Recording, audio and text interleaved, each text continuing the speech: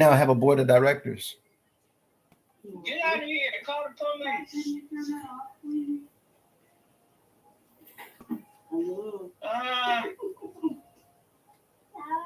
What's the name of the video? It's just live. It's the last, well, next to the last live. Last live. Did you see it already? Last one. I said it's the next to last live. No. Did you see what I sent you? Yes, ma'am. That's cute. What does Nikki need? I gotta check her. You were the one that came to my mind. Neonatal. What does NICU stand for? Yeah. Oh, yeah. Neonatal Intensive Care Unit. Turn it off. Welcome back, everybody. Can everybody?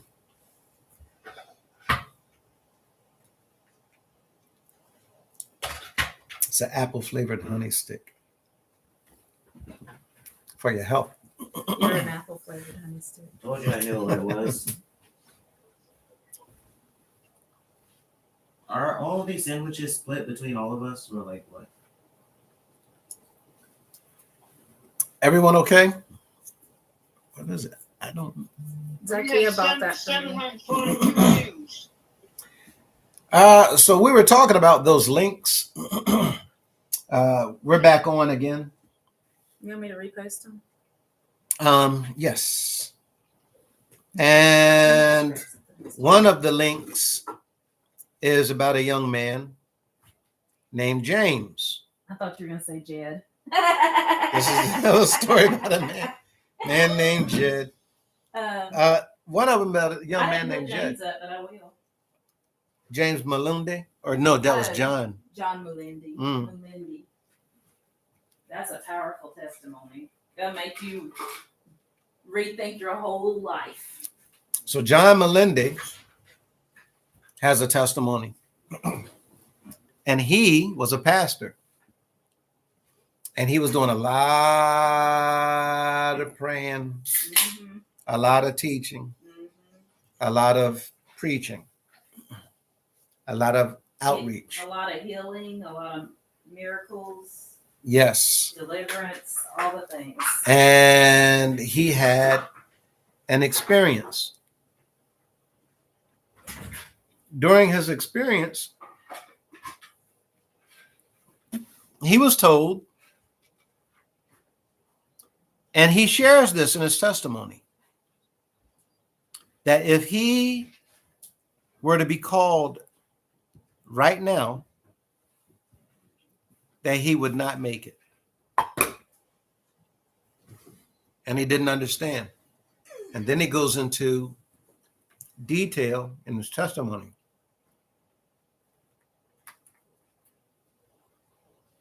about why he would not have made it. That's a heavy, heavy, heavy testimony.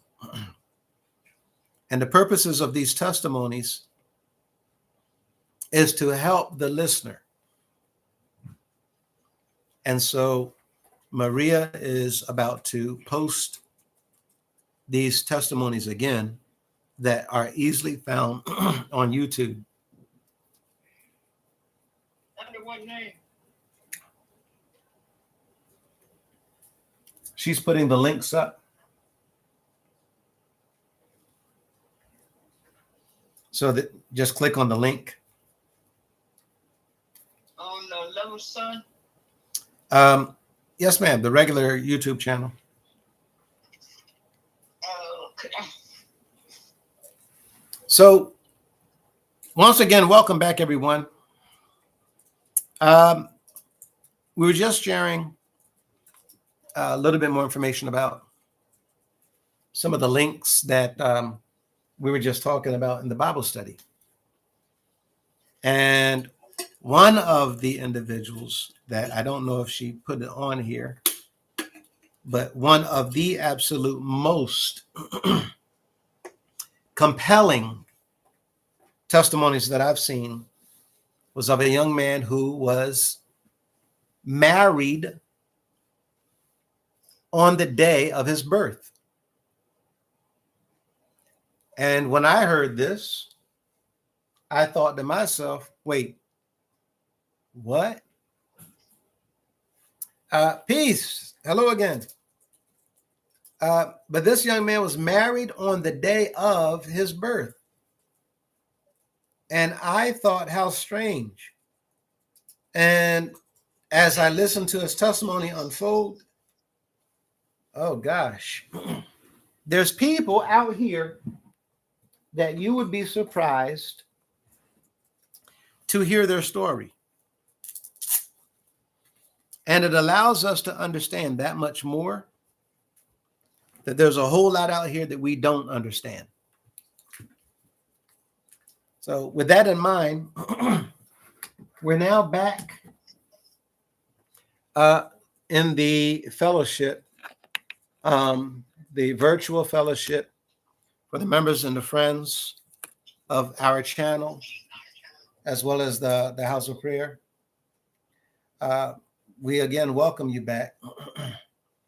And we hope that everyone has enjoyed their weekend thus far. We're closing out the weekend currently this evening as you all prepare for another upcoming work week.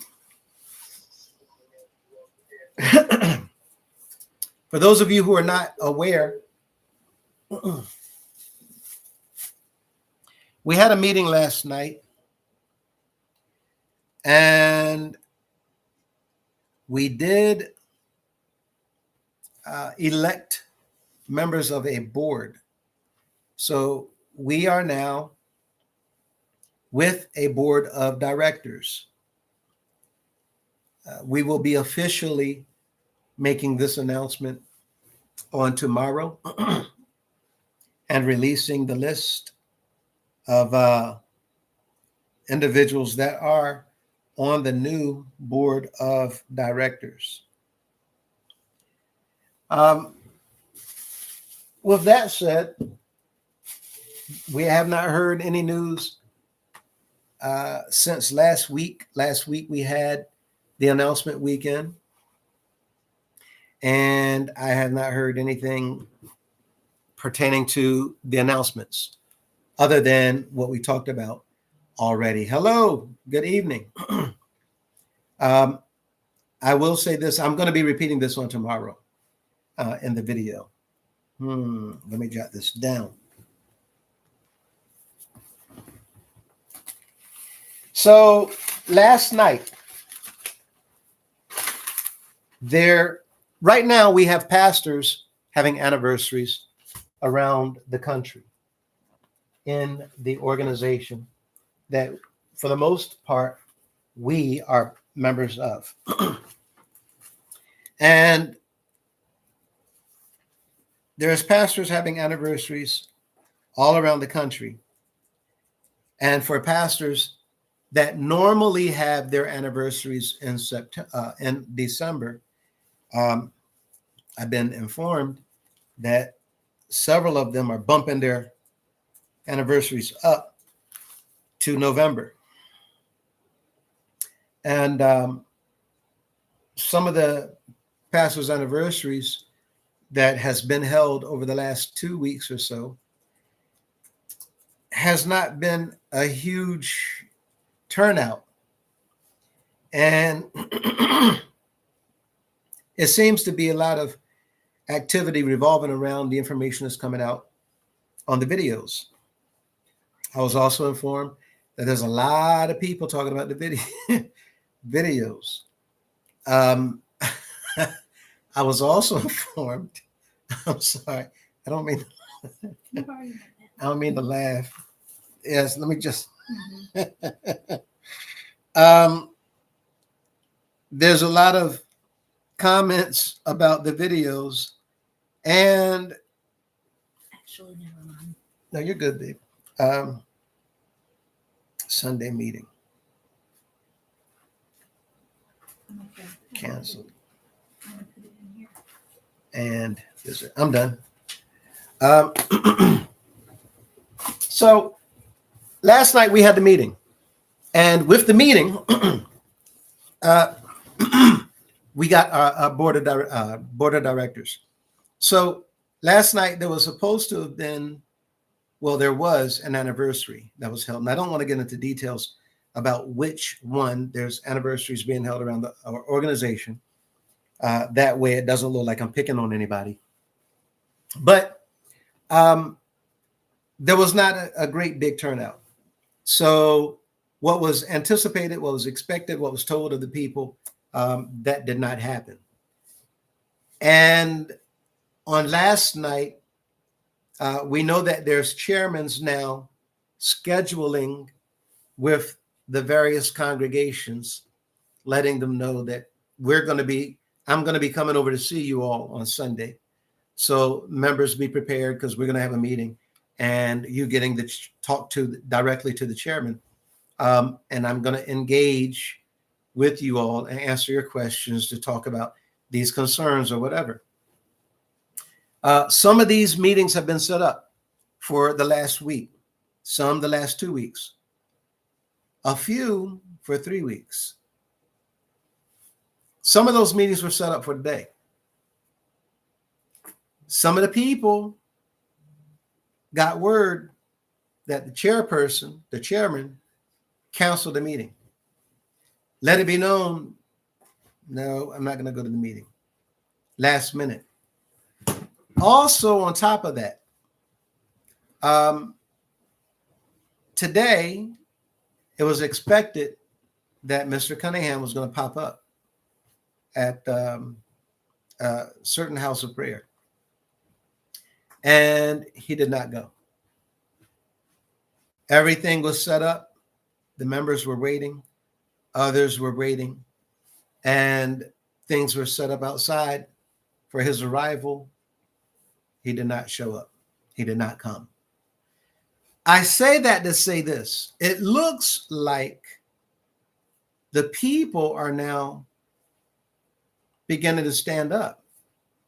It looks like the people are now beginning to speak out. It looks like people are now waiting and preparing to engage the pastors and the chairmen so that they can ask them questions about where's all this money going. People have been asking questions about the money now for a few weeks, and it has been brought to my attention that this is why they're setting up these meetings. I mentioned in one of the last videos that there's a possibility that the chairman may be coming around. And it's been confirmed that these meetings have been set up. So again, I received a word that not only did the chairman not show up for the most part, and the former bishop of the organization, he was supposed to go out today, but he did not. So people are wondering, well, wait a minute, did he not come because things are up in the air? He's not so sure how he's going to be received. I don't know. The chairman, did he cancel because things are up in the air and he's not sure how he's going to be received? I don't know. But what I do know is that I was told that both canceled. The chairman canceled, and then he didn't come out. Other chairmen around the organization, same thing. And the only activity that seems to be happening right now is for people to, well, again, prepare for their pastors' anniversaries. And what I'm hearing from different places around the organization is it's not looking too good. Members are not coming out to the pastors' anniversaries, and they're not giving towards these various offerings. And people saying, for what? You haven't been a pastor. So I just wanted to share with you, this is what's happening. I also want to share with you that we don't know what's coming up going forward as far as within the organization. Right now, 2 weeks from now, They're scheduled to normally host the visit from the former bishop in Washington, D.C. at 6 and Elm Street for Thanksgiving. Now, the problem is that, again, he's the former bishop. And I'm snickering because a lot of people have said how crazy it sounds that we're saying and using the term former bishop. And Brother Lewis, why do you keep saying he's the former bishop if he's still going around and traveling and doing things on behalf of the organization? But I said that he's going to continue to do that. They're not going to do what we're saying. They're not going to do what we're saying. The pastors of the organization, they're not going to be, oh, well, those people online on YouTube, they went on and fired everybody. So I guess, well, we're done. Y'all do what you feel is best. That's not going to happen. So we knew that would happen, and we anticipated that they're not going to respect what we're doing. The members that are there now, we're only telling them, if you continue to pour money into this, it's your loss. If you continue to, even perform and all those things, you're trying to save a sinking ship. And the powers that be, they're not going to be wasting resources on something that they can't save. So we need to understand that it's just a matter of a little bit more time. But I honestly cannot say what's going to be taking place. I'll say this. We thought about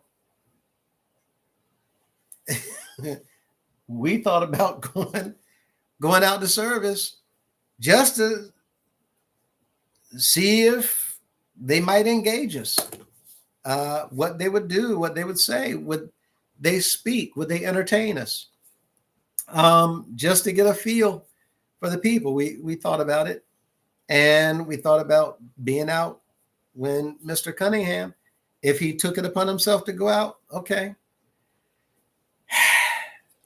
Hopefully this won't end with a situation to where anybody comes into the house of prayer and does anything to enforce what has transpired online.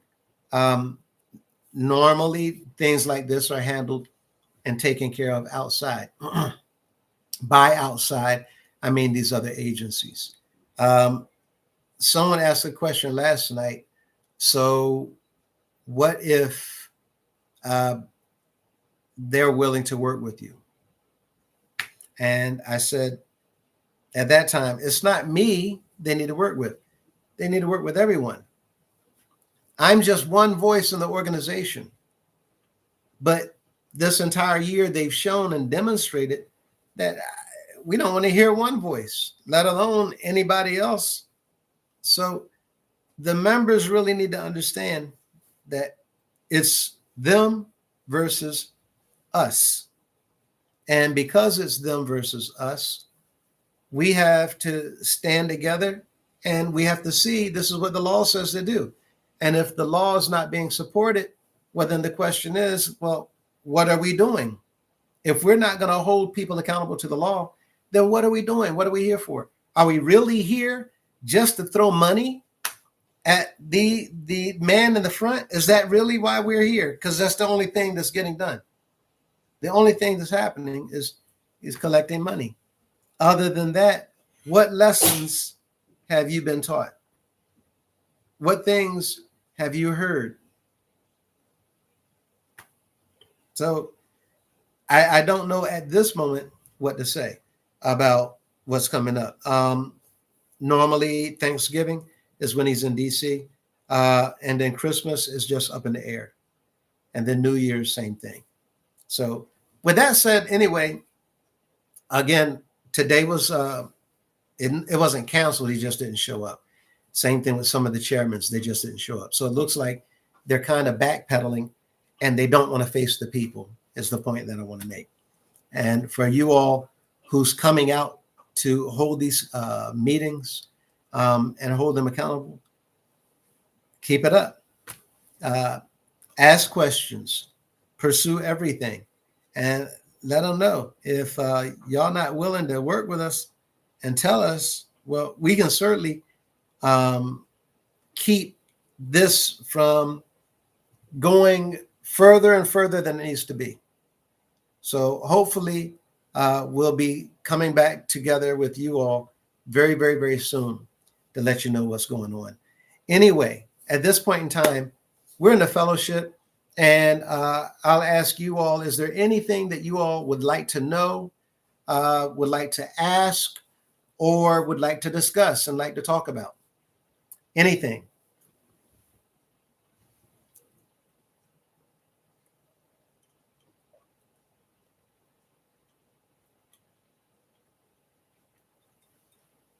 And we know from the meeting last night that it may take some time to type.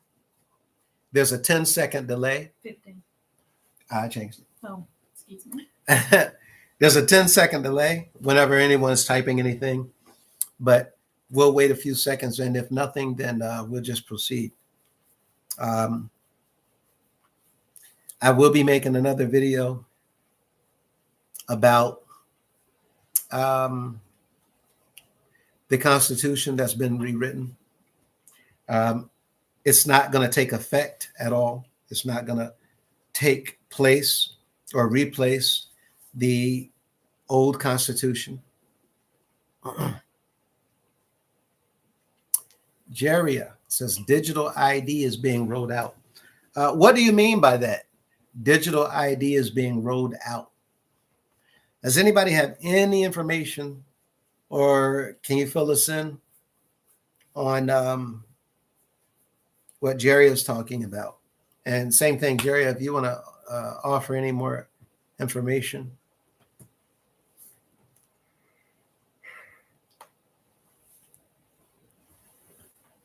Digital ID is being rolled out.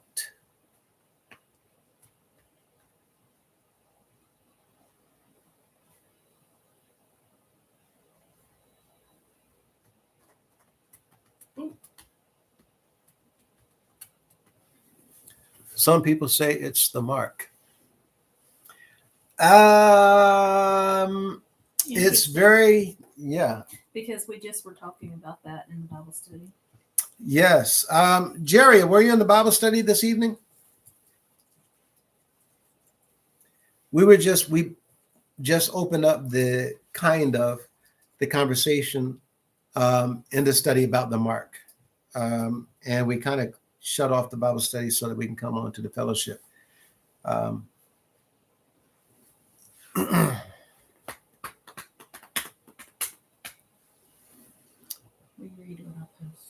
No, it wasn't in the Bible study. Okay. And if anybody would like to actually talk, there's a link in the chat box to come onto Zoom. We have the Zoom up and running so you can speak to everyone here and not have to actually type out what you're saying. And Zoom, I did have a line open for people to call. I haven't used that again yet. We might also think about establishing that line again, a phone number that you can call in. But if you'd like to talk, just jump on the Zoom. If not, this is 100% fine on YouTube. So if that's all that you all would like to talk about or touch on, we'll wait a little bit longer.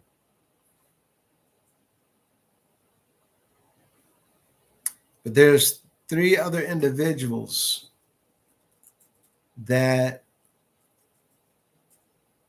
I had spoken with earlier in order to get their approval, their confirmation as to whether or not they're willing to serve. So as of last night, we had 12 people that were elected to the board of directors, leaving 3 seats open. There is somebody. I have spoken with 3 men today, and they're forwarding their information so that we can register them. They did want to be in the meeting. Anyway, long story short, they have accepted the opportunity to serve the organization and the members in that regard. But don't we have to vote? Extensive background, and we're waiting on that information. What I'll be doing is we'll have another meeting.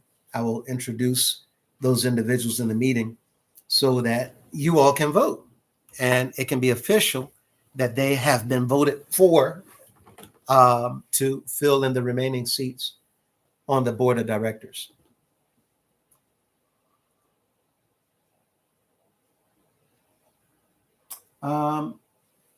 Is there anything coming from anyone else?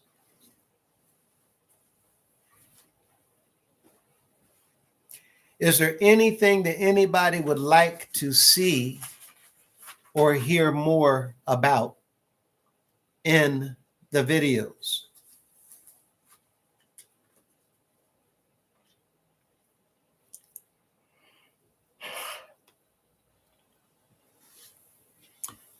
Very good question. Will the House of Prayer keep the same tradition as Bishop remaining as chief executive until death, since it was set up like the Catholic Church? No, we'd actually, yes, we had actually talked about this last night. There will be, if I can help it, I will be proposing, but we'll be voting on all these things going forward. But I do not anticipate there being any position whatsoever that will be a lifelong position. We talked about last night actually utilizing term limits. And by utilizing term limits, that means that if you have been elected, then you will be that particular whatever for a period number of time, days. Right now, the term limits we're looking at proposing is for 3 years. No one else for lifelong positions. So once somebody's in a position, they can look forward to being voted out of that position, as it will only allow them to be there for 3 years. If people vote on it and they say 2 years, if it's majority, then that's what we're going to do, 2 years. If they wanted to be 4 years, then that's what we'll do. But besides that, we'll also be considering, and I'll propose and put on the table for individuals to vote as to whether or not we can have a maximum number of terms that you can fulfill a position. Keep in mind, if going forward there's anything that you're not able to do, let us know, and we will take it from there. Money. Yes.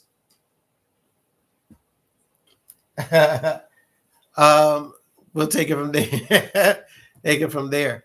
But with that in mind, no, to answer your question, we're not looking for anybody that have any lifelong positions. There'll be no more one person in charge of everything. What I say goes. What I say is final. I got the final say, and nothing nobody can do about it. No, no more. No more. Everything will be put to a vote. That's what we're looking forward to doing. Anything else? That was an excellent question. Yes. Yes. So we're looking for everybody to be under, to include any executive official. So there are executive officials besides the chief executive officer. You have other executives also.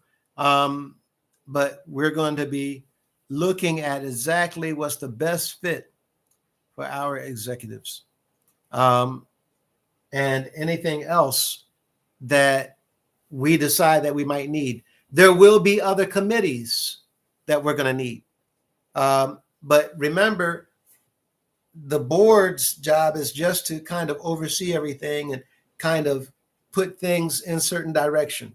So we'll be looking at, whether it's property management, maintenance, whether it's community services or events, outreach type programs, assistance, and what type of programs we can offer for that assistance, legal aid, other types of aid.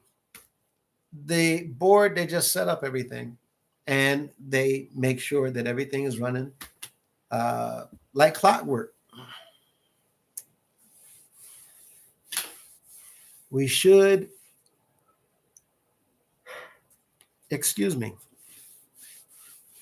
we should be smoothly running within 3 months after we get the green light and the go ahead. We're not replacing anything. Even though they are lawfully dismissed out of their positions and their titles, we are not replacing anything. We are just on standby while waiting. Y'all may hear about things being done. But while those things are getting done, everything else, we don't want it to be stagnant.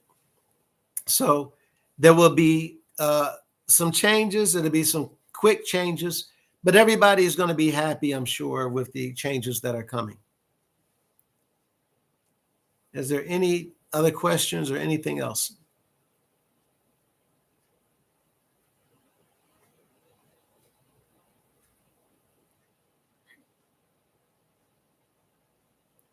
Okay, so is there anything else from anyone else? I was saying last night about the amount of time we've been putting in doing some of these things. There's been times literally where we've been up literally all night. We were up till 4 last night. Last night we were up till 4 o'clock. In fact, it was a little later than that. Yeah, it was. Yeah. So somebody asked a question yesterday about the expectations of the board. And what I'm telling you all is it's a lot of work. No, I don't want to go into reading any of the Constitution, but it's a lot of work. So we talked about the sisters now being a part of the board of directors, having a voice, being able to present concerns on behalf of the sisters throughout the organization. That is a huge deal. That is a huge issue. So as we go forward, we're just waiting, and as soon as we get the green light, it's full speed ahead, and the members can get ready to line up and see just how different these things are going forward. Instead of, again, looking at anybody, writing letters to everybody in the organization, telling people not to worry, forget this stuff, put it behind your back. We're going to be all right. We're going higher and higher. We're going to be seeing to it and making sure that every single thing is underneath the microscope. Every single thing.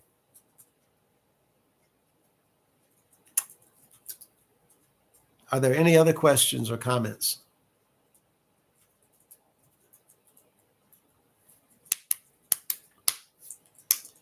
Is there anything that you have over there? No, I'm just responding to emails and such. Okay, I had talked about this on one of the announcements. This book. If you all get a chance, you go on Amazon You want to get this. This is a powerful, powerful, powerful, powerful book. It was a former somebody who's heavily involved in the house of prayer. And they wrote about their experiences. They don't chop people up. They simply put out their experiences. And they talk about church hurt and a lot of other things. But by the time I got to 5th page in, I was blown away. And there's not a lot of things that can catch me off guard like that, but I was blown away. So Diary of a Confused Christian by Nye B. Wise. Nye B. Wise. And one more time. And if you go on Amazon, you can order it there. But I'm telling you, it's going to be you're going to find it difficult to put it down. So I'm going to be making a comment online as well. And I'll be even referring this book to some others because it's just that powerful. And all of you who have gone through any type of hurt, whether with your pastors, former pastors, whether with councilmen, former councilmen, whether with General Assembly secretary or former General Assembly secretary, there are people lined up right now waiting to get some stuff handled and answered. And what I'm telling you all is simply don't wait. I mean, just keep waiting. A little bit more patience and you'd be surprised. This will all be over, said, and done. After we get control of the organization, then those individuals that's been waiting will be making a call for them to come forward so that we can kind of move things ahead. But things like this do take a little bit of time. However, don't worry about that because their time has been since who knows. But we're here and we're waiting, and we're grateful that you all are here and that you are waiting. We don't know what to expect other than getting notification to show up here. But there's not going to be a whole lot of anything because the evidence is all there for everything. So I don't want to keep sounding like a dead horse, but it is what it is. And if there's nothing else, I can't think of anything else that I need to cover. If y'all don't have anything that y'all would like to cover or talk about, then we can actually go ahead and close out for the night. If so, we certainly don't mind.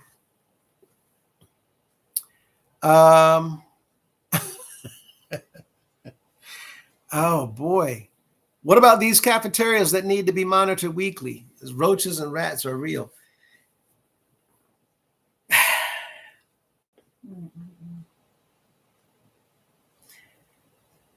Everything, I'm going to say this loudly and clearly.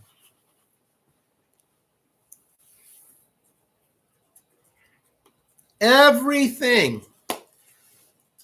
in the entire organization, everything will immediately be inspected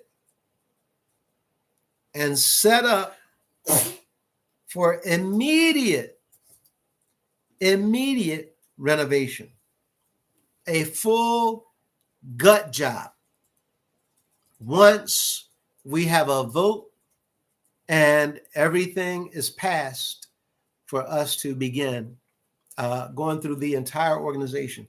I don't mean one thing over here, one thing next, one thing next. Entire organization.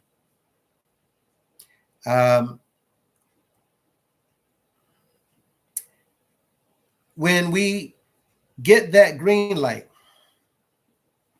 after the vote, we can then take the initiative after the treasurer. The treasurer right now does not, it hasn't set in yet. It hasn't hit them yet. But it's a good thing. Once the treasurer is finished and the immediate work in the beginning is finalized, then we can proceed in getting things on the go. Y'all don't know what's coming. Today, I spoke with someone who used to be a commissioner. They're going to be waiting for you all to vote for them to be on the board. The knowledge and the expertise of some of the people on the board that we have already, what I know about some of the people on the board, so much stuff is getting ready to be done. It's going to, listen, y'all have no idea. And all this means is programs that's going to be set up and initiated for the members. The members. Once the members' issues are resolved, once the programs are in effect for the members, once the benefits have been activated for the members, once the concerns have been addressed for the members, then steps will be taken according to the hope. Once everything has been again voted on, everything must be approved and voted on. But once that has happened, then immediately all kinds of green lights at the same time, simultaneously. And at the same token, individuals that's been waiting to come forward, they will be on the other side waiting to come forward so that they can be in line to have their needs addressed as well. When it comes to any infestation problems, cafeterias are not going to be an issue because the entire building will be gutted down to bare bones, because I know, since we have inspectors that have inspected some buildings by sight. They didn't do a deep inspection, but just by sight. See, I'm going to go ahead and say this. I also have knowledge in building inspections. So there's an individual that I was talking to in DC. And if I wanted, just so that y'all know, I'm telling y'all, none of this was personal. If I wanted to shut down Paradise Cafeteria, I could have shut Paradise Cafeteria down myself.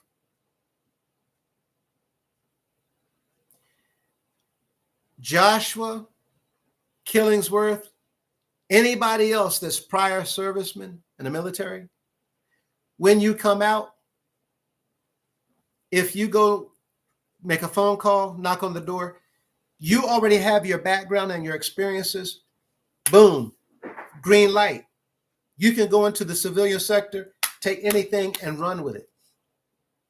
But because I've passed certifications and qualifications in certain things, the very next day, Paradise, it would have been shut down. Now, I had a conversation with someone. 4 days later, somebody came in. Oh, well, see, there you go. Golden Boy, ex-Air Force.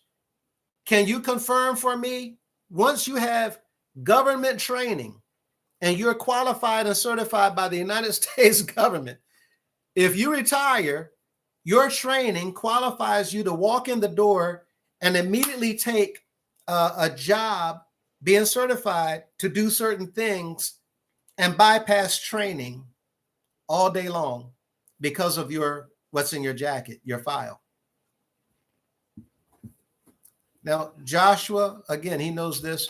Killingsworth knows this. There's others as well in the organization. But without going too far into detail there, my point is 4 days later, an individual was having lunch in Paradise. And he said, absolutely. While I was there, 4 days later, I got a phone call. Did you do anything? Oh, what do you mean? Did you do anything? Did you do anything to shut down Paradise? No, I didn't do anything to shut Paradise. I was just telling you that I could. No, Paradise is shut down. What are you talking about? It's shut down. Anyway, when I went to find out, sure enough, somebody was having lunch and they saw something go across the floor. They got up, they went to the manager, shut it down right now. If I'm not mistaken, it was 2 or 3 weeks before they reopened. They had to make sure that they called the inspector to come back, and they had to verify certain things have been done before they reopened to the public. I know that that's pretty fast. Now, I don't know what was done, but I know that that was pretty quick. And I won't go back to a certain time period because I don't want anybody to go and check to see if anything. I'm not trying to get anybody into trouble. I don't know who the inspectors were. I don't know who did the coding, which is why I'm not going to go back to the time period. It'll be easier to track. But in looking at some of the buildings, I know for a fact that some of the buildings are not up to code. I know for a fact some of the cafeterias are not up to code. Me and my wife, we would look some of the buildings, house of prayer. Bad. Just at events. And it bothered me because I know I should have done what was necessary so that certain things could be done, taken care of, and y'all don't have to worry about it no more. But my concern was, this is the house of prayer. And if this is this bad and a phone call goes in to have something happen the next day, my concern is, okay, well, why is it this bad? Obviously, it looked like something was going on that people didn't know nothing about. So again, my point is this. Once the green light is given and we can go in, everything around the organization, again, complete gut job. I'm not just saying this. The individual that I'm talking about, I'm not going to go into the background, but they know what to do, how to do it, who to call to get stuff done. This is what they did all day in their position, the different departments. Now, will we be able to do that? Of course, we'll be able to do that. Why? Because those individuals are going to be on the board. And anything that's benefiting the organization gets the approval of the board. That means go get it done. And this is why it was necessary to get a board of directors established. Because guess who else is subject to the board? The CEO. The CEO does not tell the board what to do. The board tells the CEO what to do. When they are hired, they're now evaluated on their performance. So there will be no more of any issues like it has been in the United House of Prayer for All People, because the people that are on the board of directors, from what I can see, they're not about to have it. And well, we're not looking to have any problems anyway.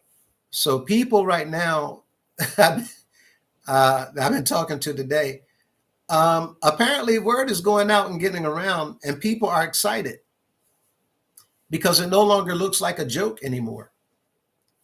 People thought that, having videos. This is nonsense. This is a joke. Okay, but it doesn't look like, it doesn't feel like a joke anymore because now you're talking about a board of directors. Yeah. And so to hear that there's pastors trying to bump up their anniversaries, that's another problem because we don't have any pastors. And who are these people claiming anniversaries when you're not supposed to be claiming an anniversary? You're not a pastor no more. You had opportunity after opportunity after opportunity to stand up for what was right, to go to the General Assembly and speak up on behalf of the members, and to get into the position where you can tell everybody, hold on, I have a question. What's the question? Well, Mr. Bishop, giving honor to the General Assembly Secretary and all of you who are here attending the General Assembly. We have things online on YouTube that we all have been avoiding talking about this entire time. Well, this is the meeting where we're supposed to talk about it, and we need to be talking about it. All it took is one pastor to do that. Now, how many pastors did that? Not one. And they had 4 opportunities to do that. 4. What do you mean 4 opportunities? General Assembly this year, 2025. General Assembly last year, 2024. General Assembly, Special General Assembly, October 2023. And then the normal General Assembly in May of 2023. Prior to May of 2023, I was already letting people know throughout the organization that we have a problem since the last General Assembly. They inserted laws and amendments into the Constitution that's illegal, that the members knew nothing about. Not one pastor said a word. For 4 General Assemblies, not one pastor said a word. Not one councilman, not one apostle, nobody said a word. So now, here we are. And as of 3 weeks ago, every minister and every pastor in the organization terminated. So what I'm saying is, even though this looks like it's a joke, even though it might have the feel of a prank, this is nothing but a straight up prank. Okay. Well, the pastors that have been dismissed, that are still coming and driving and parking their car on the lot and walking inside those buildings and sitting up on the seat and conducting the services and giving orders as if they are a pastor for the last 3 weeks, they're going to have to answer to the authorities. For Mr. Bishop, former bishop, who's still traveling and conducting business, wearing the title of bishop, sitting in the office of bishop, writing the letters as bishop. This is the problem, because I keep trying to tell you all, everything you do is going to be evidence against you. And now that he's got another letter, you're digging your hole deeper and deeper and deeper. The day that he said in Baltimore, if you're not going to follow Cunningham, you can find the door. You just dug another 2 feet for yourself.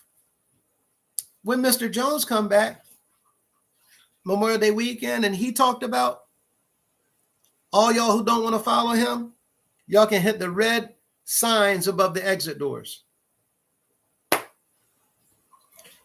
Digging the hole deeper. So all I'm saying, people, is we can like these individuals, but no matter how much I like you, the law is the law. And the more they keep doing, for those of our members who are in support of them, the more they keep doing, the worse they're making it for themselves. And so right now, we're just prepared to be ready and to be able to take the ball and run with it. So again, this week, we'll be producing a constitution for the members to listen to.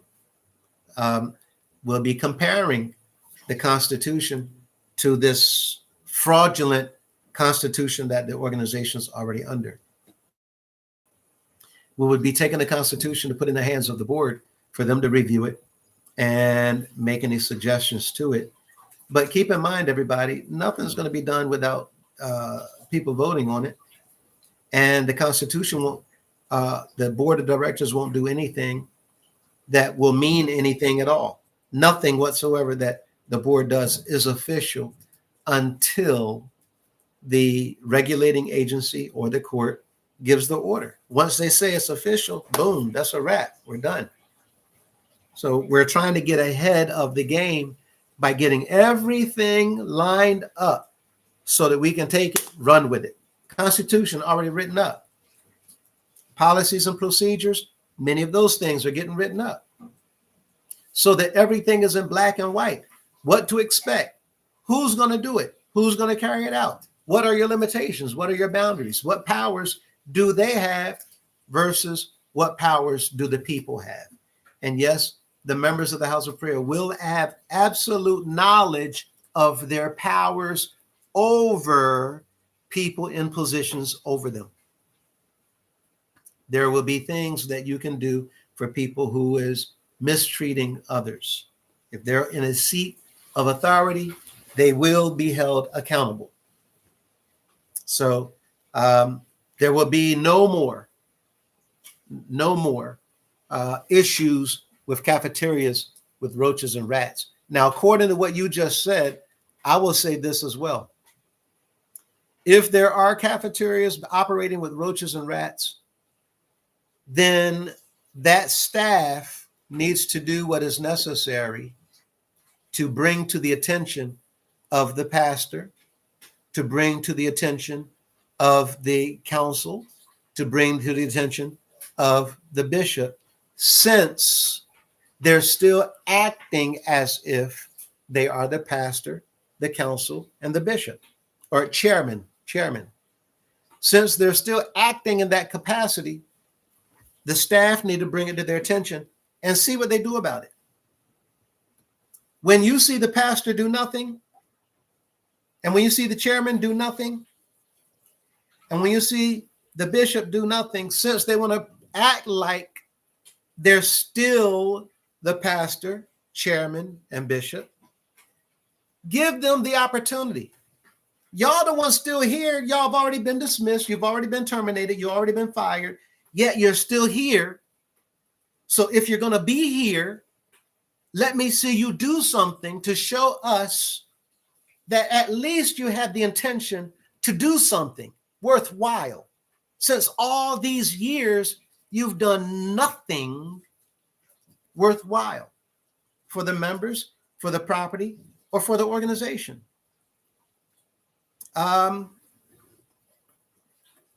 He said, farmer. Yeah, exactly. That's why I keep on reiterating. Farmer everything. Avery Hudson says, how will you get 137 new pastors for each congregation? That's easy. That's easy. And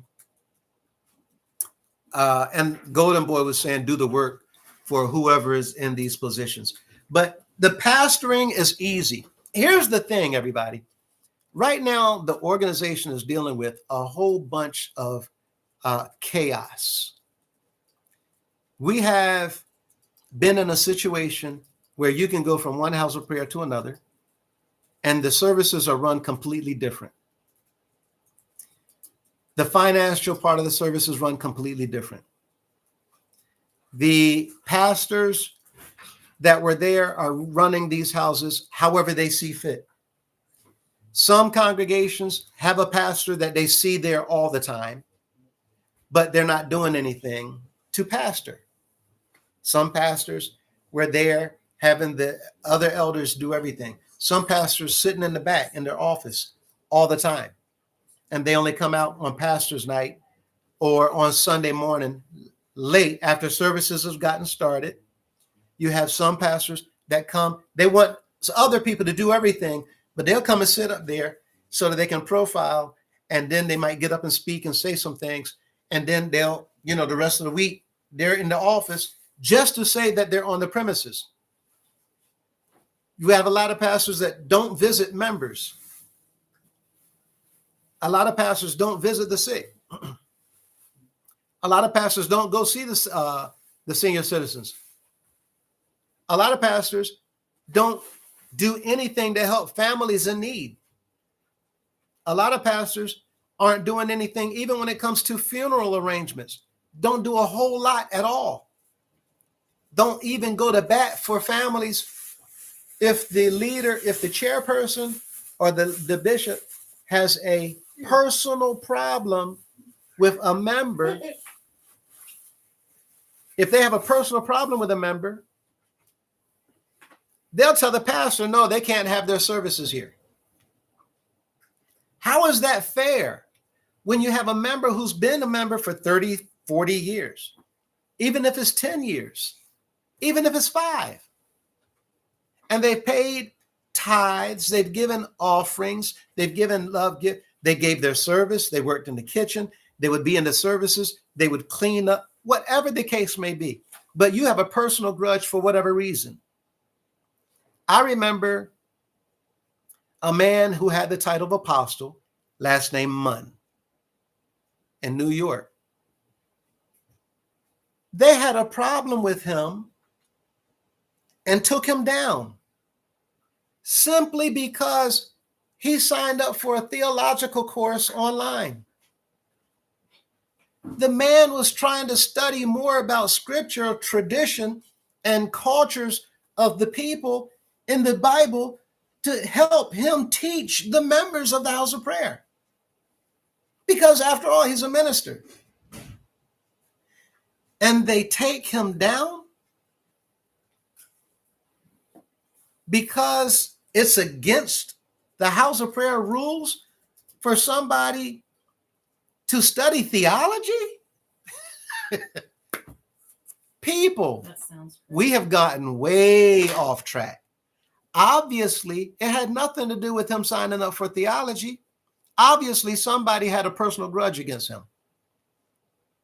And then when he passed a few months later, then now the leader wants to, at his services, they want to give him his title back. This just does not make any sense. So we've been dealing with a whole lot of personal issues. And again, I've said before, it sounds like children on a playground. Also, isn't that something that they believe that if you lose your title, whatever title you had, that you can't get into heaven without it, or some business like that? Yeah, it was said quite often that these leaders have, but again, we don't want to bash the house of prayer. It's around the world, everybody. No, not you. It's around the world. So what I'm about to say is not unique to the house of prayer. You got people saying everywhere some of the same things that they're saying, as crazy as this sounds, what I'm about to say. So, and I'm saying this because we don't just have house of prayer members and non-members online. So this is going to sound crazy because we have people making videos. I forgot. Yeah. We got people making videos. So we're going to talk about this, but what I'm about to say is going to be crazy.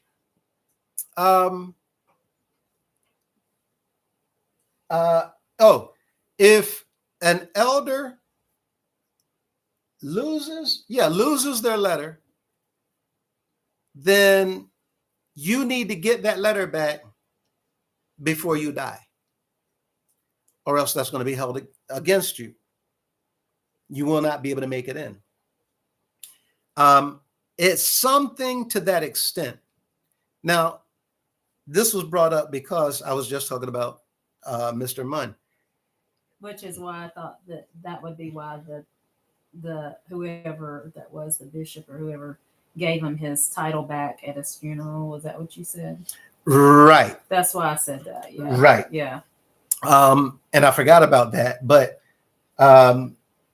this was actually said most of the time when there's a call for elders to be made. It's about taking this seriously, because if you lose your letter, you're going to have to go back and get it again before you get in. And it may be hard for you to get it back if you lose it. Well, what they're really saying, this is code, that the council, they make it difficult. I've seen some of the leaders order people to go get their letter back in front of these so-called councilmen, and they still couldn't get it because the council wouldn't give it to them. They would block them. So how do you have a leader giving a man an order and the council blocking it? Mr. Cunningham himself, there was an order from all of you who knew about Apostle Martin, where the order was, you allow him to speak in the houses in DC. I think it was twice a week, 2 to 3 times a week. And he was given 4 houses, 4 congregations in DC. Maybe 3 to 4 weeks went by before they wasn't hearing from him again. They wasn't allowing him to speak. My point is, we have individuals in these positions that we've known for years, that people who could speak and get a word out to help the people, they were blocking. And so I've seen personal cases where there were grudges held against men out of jealousy because of how they would have the attention of the people. And it looked like that's what happened to Apostle Munn. There was a comment on Zoom. Oh, Jola Violante. So this was her cousin, his cousin, Jola's cousin.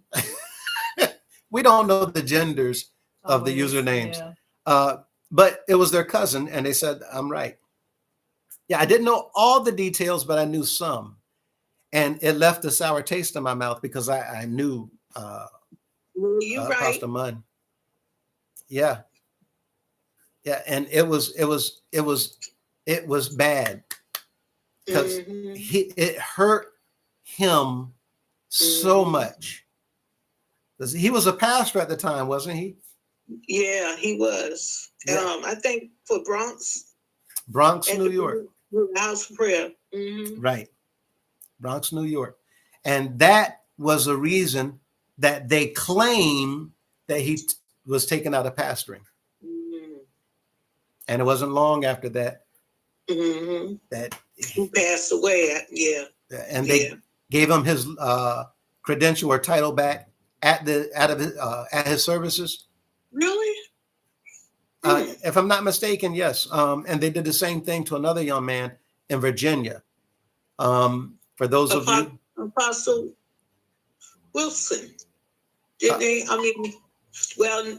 Oh no, going years back, there was another young man named Elder Doswell out of Richmond, Virginia. Okay. Yeah. So these are all common to, unfortunately, the house of prayer. And these are things that should not be, where it looks like personal grudges with men who didn't do anything, but they're taking their letters and taking them out of pastoring or their positions. But look at this carefully.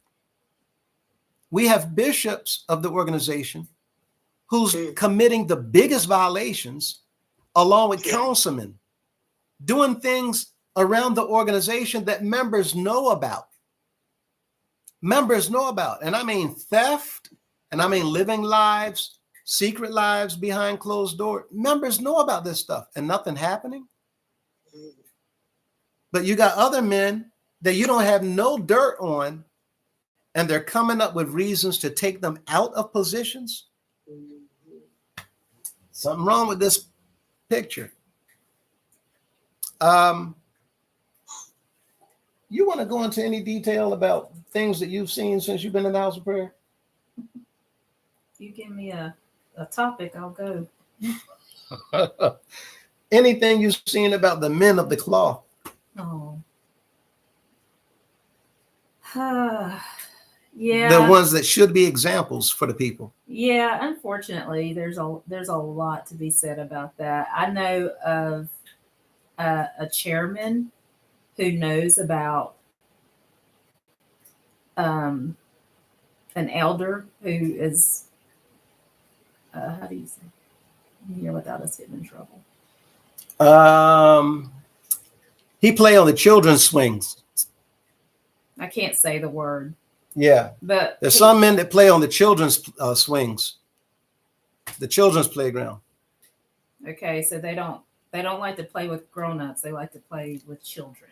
Yeah. Okay, so there's a chairman that has an elder under him. So, What? perfect. I just wanted to clarify. Yeah. No, she just without stopped. saying, It because just we hit her. can't say the P word. Yeah. So this elder, we know for a fact that he is like that, and this chairman was made aware, and he did absolutely nothing. Nothing. That's probably one of the greatest things. That the worst. I mean, but there's others like the fornication, and I mean, it's just a lot of filth. I mean, honestly. You remember the phone call I made with one of them, put them on speaker? And I talked about putting my hands on. You remember? I've had phone calls with individuals and put them on speakerphone and recorded. Oh, You remember? Oh, go ahead. I think I know who you're like. They're way up. Mm. Yeah, I definitely remember that. Because we've had situations that we're going to court. We've had members actually involved in situations that were going to court. And I'm trying to stop these incidents before they got into the court, because the court was going to hear about incidents taking place with House of Prayer members, and the name of the organization is going to come up in court. And I knew that it's going to leave a bad stain in the eyes of the public against the organization. These are the types of things I was trying to do to help benefit and keep the name of the House of Prayer in the clearing. I explained this to a chairman and a councilman, and they did nothing. And I told them that you're going to mess around and you be responsible for certain issues and events that's going to end up in the newspaper. And there's certain things right now that's stirring up that people could perhaps even lose their lives. But again, people, y'all don't know anything about these things. And there's been many events where I got personally involved in to try to bring them to a halt, to try to bring peace and unity, to try to have people talk face to face, advocating on behalf of certain ones, going to chairmen, going to pastors, going to councilmen, going to trying to get the bishops, ignore. And I'm sitting back watching this, because the problem here now is that y'all are sitting in positions of authority. Y'all could do anything easily to resolve these conflicts and these issues, but it's beginning to look like that y'all have a personal interest in this. But it's beginning to look like that y'all have a personal interest in this. One second. You know how to fix it. One second.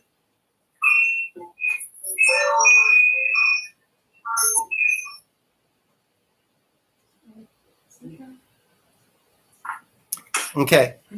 It's beginning to look like that there was a personal interest.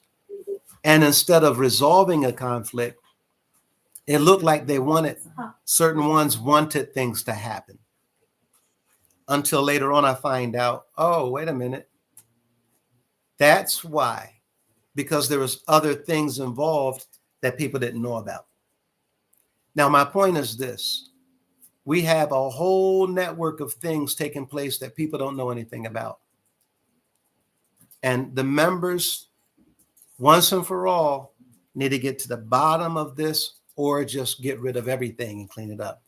Instead of trying to get to the bottom of it anymore, my answer, get rid of everybody, clean it all up.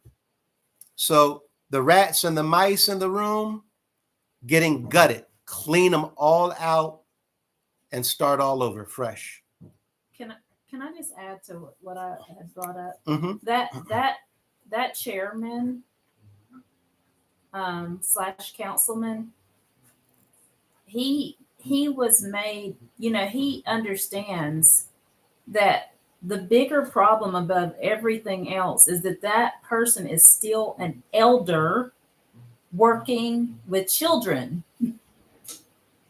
And so, if you know anything about those people who have that issue, they, minus our Father removing it from them, they say medically there's no cure for them. Which is why in the Catholic community, you see thousands of cases, which is why also way we more. referred, well, Mhm. sometimes for one individual, Right.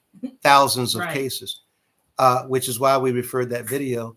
And you saw an individual admit that he had himself, when it came to one individual, now he had messed with about 200 different individuals. But he said one individual, maybe You wouldn't even know how many times he would lose count. 400-500, Times per child. and people's eyebrows raised. Because when you find out, it's not that one isolated incident. Right. This stuff has been going on and on and on, which is why I talk about our maids. Parents, y'all have no idea. The maids will tell you, you have no idea. Band boys will tell you. Now, musicians, grown men, many of them will tell you, you have no idea. Mhm. Y'all, when you travel, some of y'all don't even know that there's organized events happening right up underneath your noses Mhm. that you don't know nothing about. And people going to certain rooms in certain locations, and that's where all the happenings is, and it's hush hush. Nobody know nothing about it. And people saying, yep. Some people know this, they're hearing about it. Some people have been invited about it, invited to see some of these events and said, no, I'm not doing that. I didn't even know that this stuff is going on. And other people learning about it out of surprise, walking in on things, or other people trying to encourage them because they're learning about stuff. And I'm telling you all that the House of Prayer is not the only one, but it's been going on for decades. And the ones who are in positions of authority are also protecting these types of events. Can I add, even aside from those events that they're doing after what they call like an after party, After party, They- yes. there are local houses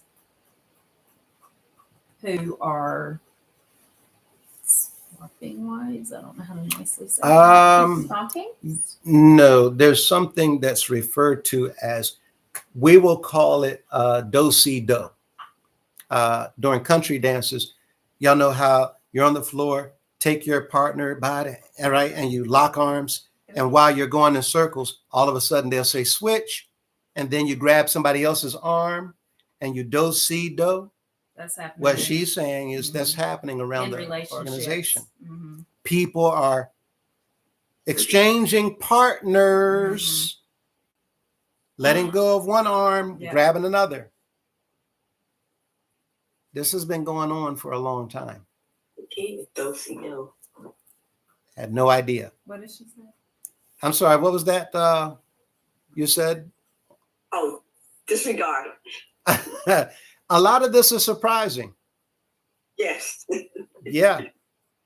A lot of this hit people left and right. And when you realize that you've been a part of something that you believed was nothing but pure holiness. Mm-hmm. Ooh, child, I had this. Woo! And you caught up because you know what you went through, what you experienced. But little did you know. Wait a minute. What? Yeah, I got my eyes wide open, and I talked about this on the videos that me and you did together, Mhm. the 14s, so long ago now. How one of the elders was trying to misbehave with me. Mm. He started out trying to say things to me when you were not around. I mean, how awful. I'm cleaning the sanctuary, and he's trying to literally disrespect you while you are taking a woman. I'm cleaning the sanctuary, and you're taking an elderly woman out to her car in the wheelchair. And this is what we have to deal with. And it became worse to the point that I had to move I was normally sitting at in the house of prayer to sit in another place. And as soon as service was over, I had to go and lock hands with my husband. And he still tried something while I was holding your hand. And y'all just don't know. Anywho. Yeah. I was actually nervous to let you know, but I knew I had to let you know immediately. I just had to, even from that first time when he said something. I don't know if you remember. We came home that day, and I changed clothes and I went for a walk, and I talked to one of my sisters from the house of prayer and told her what happened, and told her, I hope nothing happens bad, but I have to tell him. I'm going to tell him when I go back in. And then I came in and I told you what he had said. And then the next thing happened was like the week or two after, when he tried to, I went to shake his hand, and he grabbed me and pulled me up to him. And he put his arm around me, and I had to push him off. See, that's when we decided to move my seat and not me sit over there anymore. I never expected him to do that. That was awful.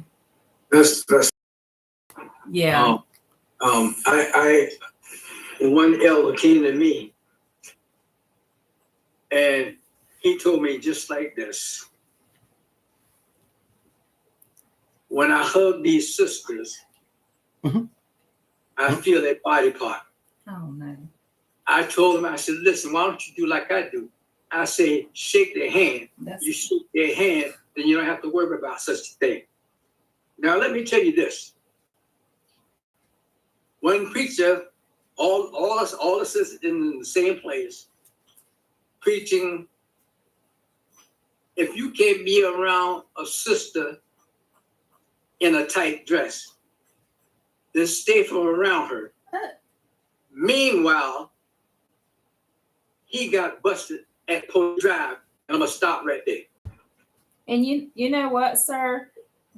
That's what blew my mind about it. I felt like I was the last person that anybody would want to try anything with, for two reasons. One, I always dressed extremely modest.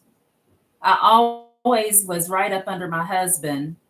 And these men knew my husband was a martial arts instructor. It blew my mind that somebody who knew all of those things and had been around us would try something like that. I couldn't understand.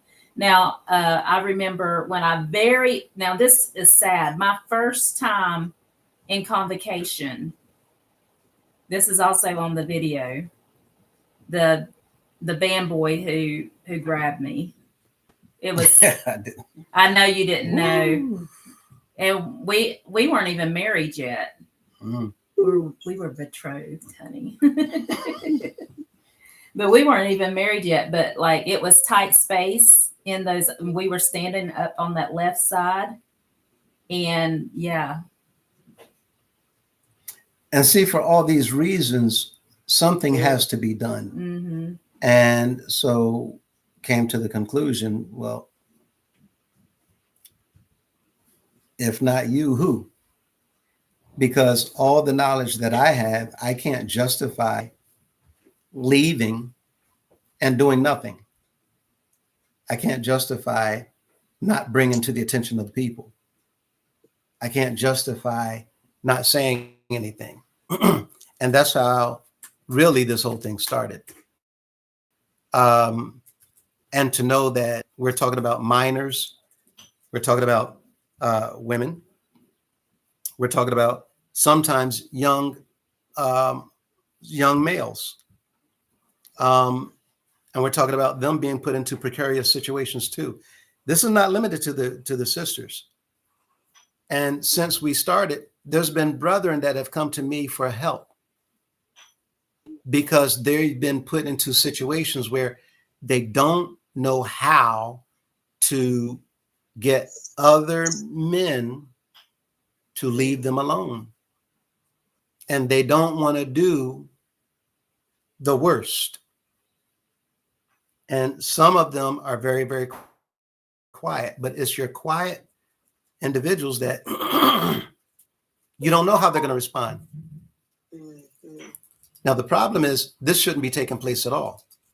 And we've seen these types of things going on all over the place, all these different organizations. Yep. So the House of Prayer is not, we're not in a position where, oh, well, you got the real deal. You got the one who is the truth, the whole truth, nothing but the truth. No, this has been a lie, a whole lie, and nothing but lies. And I've defended the lies, telling people that we have nothing but the truth. And people don't like to hear it. And the reality is that we need to hear it.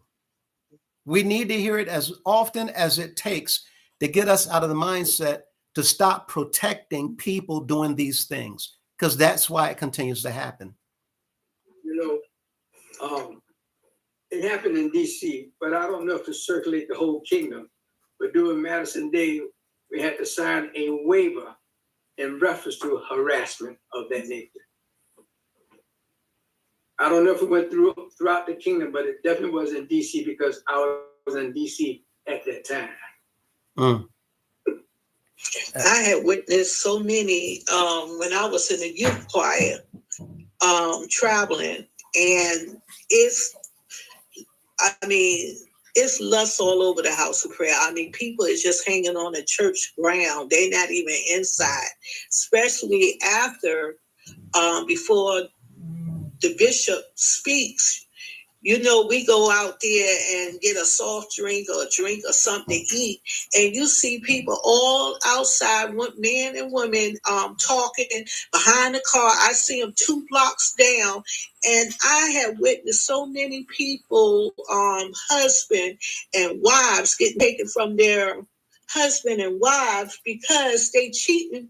They cheating in the hotel. Some of them, it's not even going to the service. It's sad. See, this is why I've said, all these people traveling around, people saying, oh, it was packed. It was packed. Yeah, it was packed. People are not packing these houses because they're going to service. Yeah. They're going packing the houses to look for who they're looking for. They leave the service. And sometimes they leave the service, and that's why I'm just saying, even stuff, we've seen comments about people talking about things on the buses, things in the parking lots, on the side of the building. Yes. We have individuals that have shared with me, sisters, former maids, choir members, where people have assaulted them on the premises inside the House of Prayer during service with the leaders on the mountain. They're inside a facility being assaulted by certain ones right up in the front. So when I say people are anxious, and for those who don't like it, those who don't support it, I could literally care less, because they don't know what they're protecting. So I get it. I'm not blaming anybody. I'm saying they don't know. And what you don't know, you don't know. But when you see evidence, even if we're not even talking about this stuff, and I don't believe all that stuff, you don't have to believe that. Even if you just look at the evidence in the Constitution that says the leaders of the organization defrauded the entire organization by changing the Constitution and telling the people that y'all did it. If I don't say nothing else, that alone says fraud. And that's all I knew when we started. That's all we knew. We knew that this is fraud. Mm-hmm. If nothing else, this means that you lied. You've been cheating us. You've been robbing us. You've been deceiving us, telling us, I don't care if you got to stand alone, you stand by yourself. It's all a lie. If you've been doing this and then to check, wait a minute, this isn't the first time. Mm-hmm. And hold up, that's not the set. Are you serious? And then only to find out going backwards. Because when we research. And again, the members of the House of Prayer, the biggest injustice in this organization is that the leadership does not ever try to find out who their members are. Yeah. You have no idea who these members are, what their background is, what expertise they have, what knowledge they have, what experience they have. You don't know who these people are. You don't know our background. You don't know my track record. And it could very well and is going to be to their detriment. Yes. All kinds of records in law. Just because somebody doesn't have a title doesn't mean they don't have knowledge in that field. Some people are practicing things without a certificate or a license because the license restricts you from doing certain things that you need to do to help people. True. As a lawyer, you're being told what to do. And you're being told, no, don't do that. We've decided that we're not going to advance that. And the problem is it needs to be advanced because people are being hurt. If y'all understood social services, you have children being put inside of homes that they know are drug dealers. You have children being put inside of homes that they know are abusing them. You have children being put inside of homes that they know are doing things because they're a part of certain communities. And there's nothing they're doing about it. Who's there for that child or children? So when you have this kind of knowledge and you've done things to help people, well, now when you see something, you're like Wyatt Earp. You can't just leave that alone. You got to go and handle it because your conscience won't allow you to just walk away, knowing that if you walk away, that's going to continue. And the likelihood is it's going to get worse. I remember a woman came to me in confidentiality who was getting beat down by her husband. I don't mean just slap. I mean beat down by her husband. Beat. It made me angry that she would not allow me to get involved and couldn't bring anybody into. She didn't even want others in the House of Prayer to know. I won't go into more detail, but my point is, people, when you know that these types of activities are going on, you cannot just do nothing about it. And there's individuals here that's making comments confirming the things that we're saying, even when it comes to the infestation. You have somebody saying that they remember eating in Miami #1 and a mouse was staring at them, peeking through the ceiling. Said it's straight out of a cartoon. Can I tell you one more thing? Huh? Can I tell you one more thing? Oh, absolutely. Yes, sir. I was telling them to keep going. One Sunday, the pastor didn't come in. He called me after Sunday school, so I did the Sunday school, so I ended up speaking that day. And there was two ladies that came into the congregation, young ladies, and both I was unfamiliar with. And they sit through the service and they seem to enjoy themselves.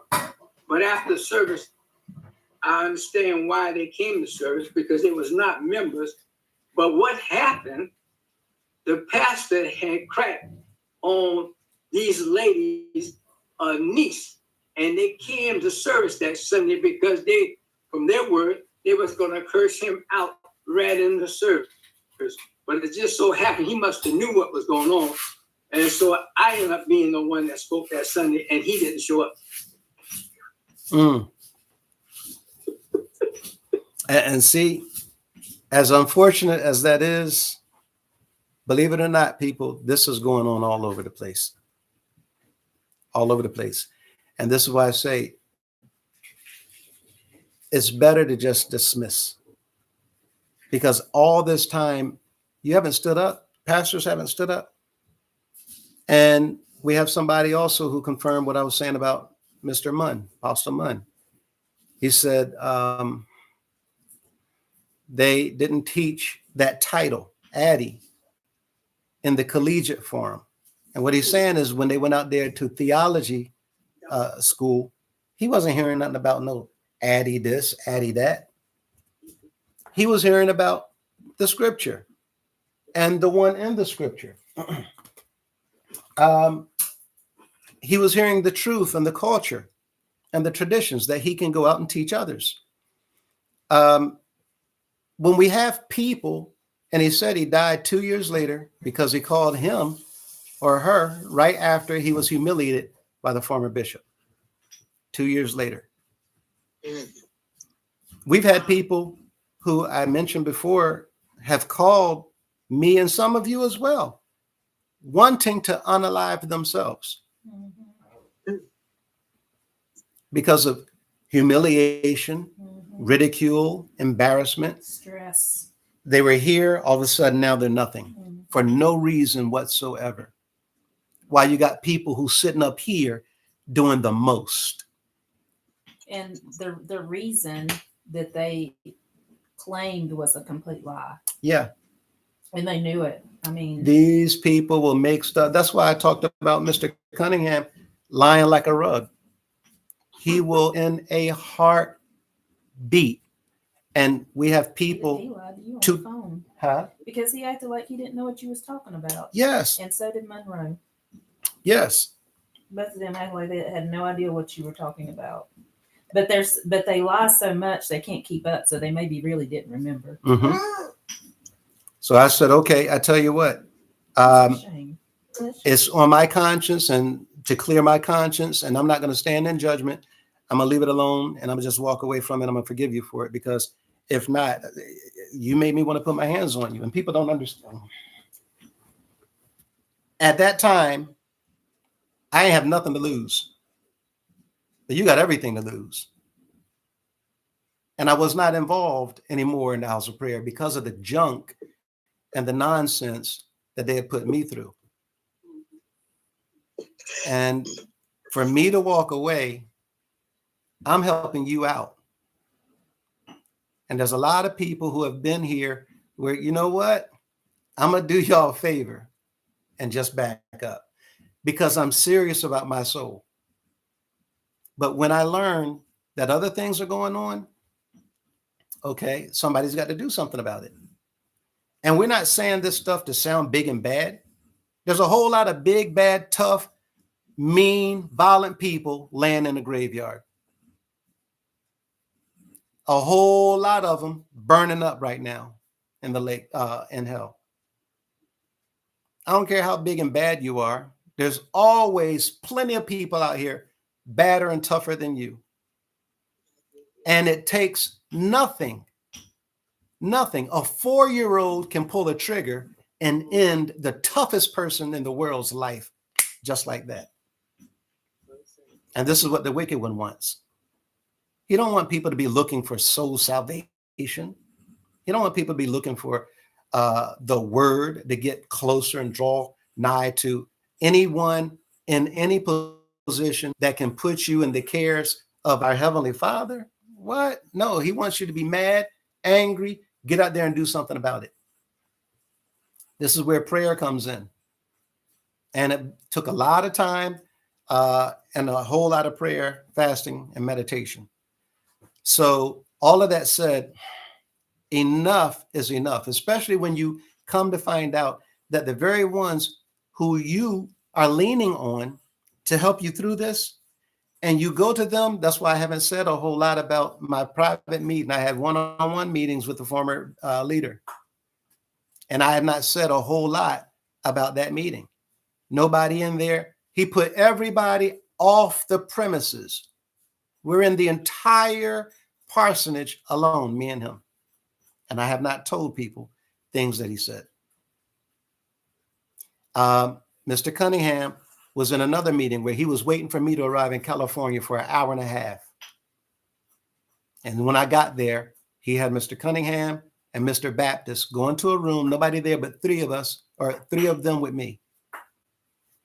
Mr. Cunningham and Mr. Baptist sat in a fold-up metal chair while he had me sitting in an armchair, cushion chair beside him. I'm looking at this setup. Something's wrong here because these two men are councilmen.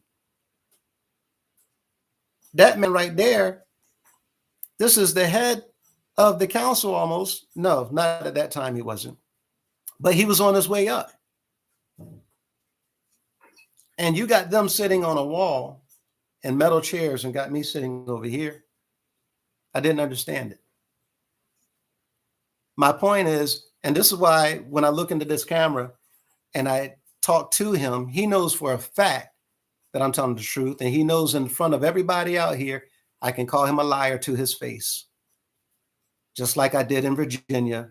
And he did absolutely nothing about it. Every one of these councilmen, I can tell them to their faces, they're liars. So the organization's sitting here waiting on leadership. Well, instead of us continuing to chase them around the country, a declaration, that's easy. We can write that up. And so 3 weeks ago, they've all been terminated. And they can keep pretending as if that means nothing. But the law of the land is going to show everybody. When you've done everything you can according to the letter and you're still being ignored, Big Brother will step in to your rescue every single time. But you have to do it by the law. You have to have your I's dotted and your T's crossed. And every time I've done it, I made sure that I do it 4 times over. So there's no way you're going to get out. When I tell you I've won this case, now 3 years ago, it was airtight. Now there's no way in the world. And so what y'all are seeing coming from the former bishop and company, you're seeing complete silence. Nobody's saying nothing. You know why? It's utter and complete guilt. So as of last night, we now have a board of directors on standby, waiting for the authorities to turn the organization over to us since we've been neglected. All the concerns of the members of this organization has been neglected. And now they're saying nothing because there's nothing that they can say. And after the announcement weekend to try to tell the people, y'all need to give more money. We all know that there's funny business going on. 8th Street, number 2 in the organization. He got another Maybach out front while telling the members, y'all got to tighten y'all's belts and not spend on unnecessary things since we're having a hard time in the country. Trust in God, lean on God. But there's all kinds of piles and piles and piles and piles of money, even if it's just tithes sitting in the accounts. And this is a nonprofit organization, tax exemption, because you're supposed to be helping solve a problem in society. What people have gotten assistance? You're not even helping your own members here. And so I keep saying it. People don't want to hear it, but it's the truth. And if you don't like the truth, then you are the one with the problem. The one telling the truth don't have the problem. And this is why all these individuals who get mad and upset, listen, y'all get mad at the wrong one. I'm not the one creating the problems in the organization. I'm bringing attention to the problems in the organization so we can clean it up. And then all of a sudden, once they're cleaned up, some of the same ones defending all of the problems in the organization going to try to be in the front of the line to get to the benefits first. The point is, we have to be truthful with ourselves. And since the former leaders did not do anything to fix all these problems that they have caused, the members are left with no choice but to do something to try to steer us back in the right direction. And this is what the powers that be are going to say. And even if they try to use people that they have to get them off the hook, it's too late, because the evidence is so compelling that you can't do anything. Your names are written in the Constitution. So at this point in time, for you all, we're getting things lined up so that we can introduce a brand new Constitution that will take place of the old one after these things get rectified. And for those of you who are concerned about the present conditions of the organization, property issues, not a problem. The board get things situated for the buildings all around the organization to be put into a schedule so that they all can be gutted. While they're going through a gut job, the members will be sitting back, getting set up to take part in programs that will, first of all, involve counseling and therapy. And while they're going through counseling and therapy, we don't need to be dealing with services, because during the time while the members are going through counseling and therapy, the so-called elders that may be left will also be going through training. Just like Hebrews 5:12 says, the time that you ought to be teachers, there's a need to learn all over again. Here's a question for all of you. How many of the elders of the house of prayer are teaching Bible?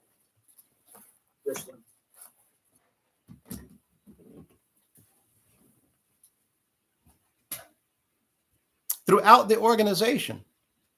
And what I learned when I was in the hospital, the Spirit told me that I'm not teaching Bible. I thought I was, but it let me know that me looking at the scripture and taking the scripture to teach what I believe is not teaching the Bible. I'm using the scripture to teach what I believe about the scripture. And that was 2 days when I came out. No longer am I teaching the scripture according to what I believe about it. Now I'm teaching, what does the scripture say? So for all those years, I'm calling somebody Addie. The scripture says, call no man father on earth. So how am I going to justify in the day of judgment telling people down here to call him Addie, when the scripture clearly says, Don't do that. call no man Addie? And I'm going to justify it? Oh, I think that he's going to exempt me.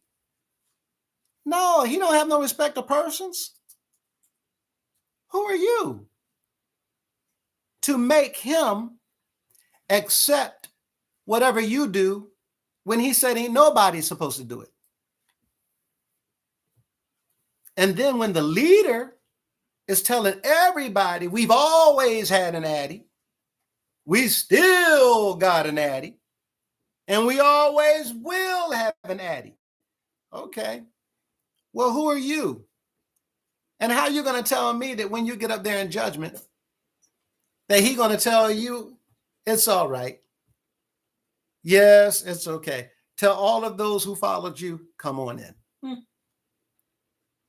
Somebody's lying. It's either the Word or the Father or the son, or it's you. It's not a man. Now, if y'all want to take chances on doing what the word says not to do, well, that's a chance you take. But Lewis has chosen to no longer take any chances. And that's why we're here. And I think that the former leaders, they took a whole lot of chances, which is also why we're here. They took a chance thinking that we're going to stop making videos. They took a chance thinking, ain't nobody going to pay them no mind. They took a chance thinking that people are going to believe them and not believe us. They took a chance thinking that when he says, stay off YouTube, don't worry about that mess. That's going to go away soon. He ain't going to be here no more. And that was what, like January, February? February. Here we are. Took a chance when he said, be out here tomorrow night. Bring your Bible.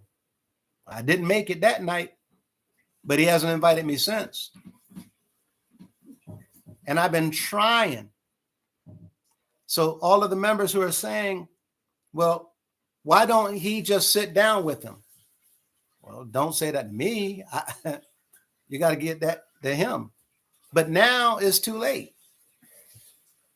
So you have individuals confirming these things I've been saying, and they're obviously saying that these are problems. Sabrina said that they have a video, either of the infestation, talking about mice, rats, rodents, insects, or talking about Mr. Munn. One or the other, they're trying to confirm what we've been talking about. They're not teaching. It's all about money and competition and the organization, right? And again, people are saying a lot of things to confirm what it is that we're saying. They're confirming the activities around the organization when people travel. They're confirming a lot of people hooking up and meeting up. You just confirmed verbally over on Zoom. They're confirming long distance outside marital relationships. Someone said they've been told, due to their nephew, an ex-band member, guys at that time, that the band boys was doing with the pastor's wife. Mm-mm. You have all kinds of incidents all over the place. All over the place. Who will cry for the little boy or girl? That was a question that was asked, for those of you who recall.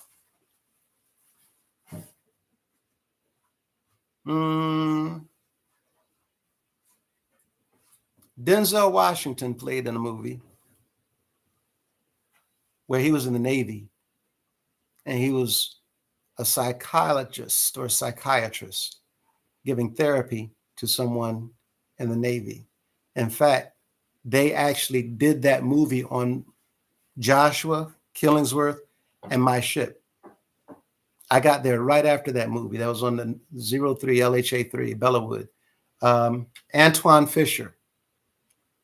For those of you who have not seen that movie, he asked the question, who will cry for the little boy? And he was saying that the boy was him, who went through that type of abuse. It is a powerful movie. Mm-hmm. Antoine Fisher. Golden Boy says, no help from the house of prayer. Then you have to fight to have a funeral there after people who have passed doing all this stuff, and somebody has an issue, a pastor or a bishop, personal grudge. No, they can't have it here. Now you're telling the family, forget you, forget them, forget everything that they've given to us, that they've done, and y'all figure it out. That's why I talked about a young man that I was very close to, and the family did not know that he had went and collected his life insurance and put it in the house of prayer. They didn't know until he passed. But for the last, I think, four 5 or 6 years of his life, his health had decreased. What came from the house of prayer? Nothing. Nothing. If it wasn't for who it was, it said would have had been at the house of prayer talking about their funeral. Someone else says, been married for 30 years and I risked it all when my helmet tickled. Oh boy. Well, somebody obviously saying that one of the pastors messed up. Let me go off of that. There should be resources for transitioning abused victims and mandatory reporting to authorities and police. Absolutely, John Sales. And this is what I'm saying. We are going to be setting up, but it will go through, it'll come to the people first, go through the board second. Once it's approved, it'll go into effect. All of these programs on behalf of the members, not an entire organization looking out for one man and his family and a woman behind him and hooking up pastors around the organization to keep a lid on it so that we can keep control over everybody in here to keep them giving me money. Those days are done.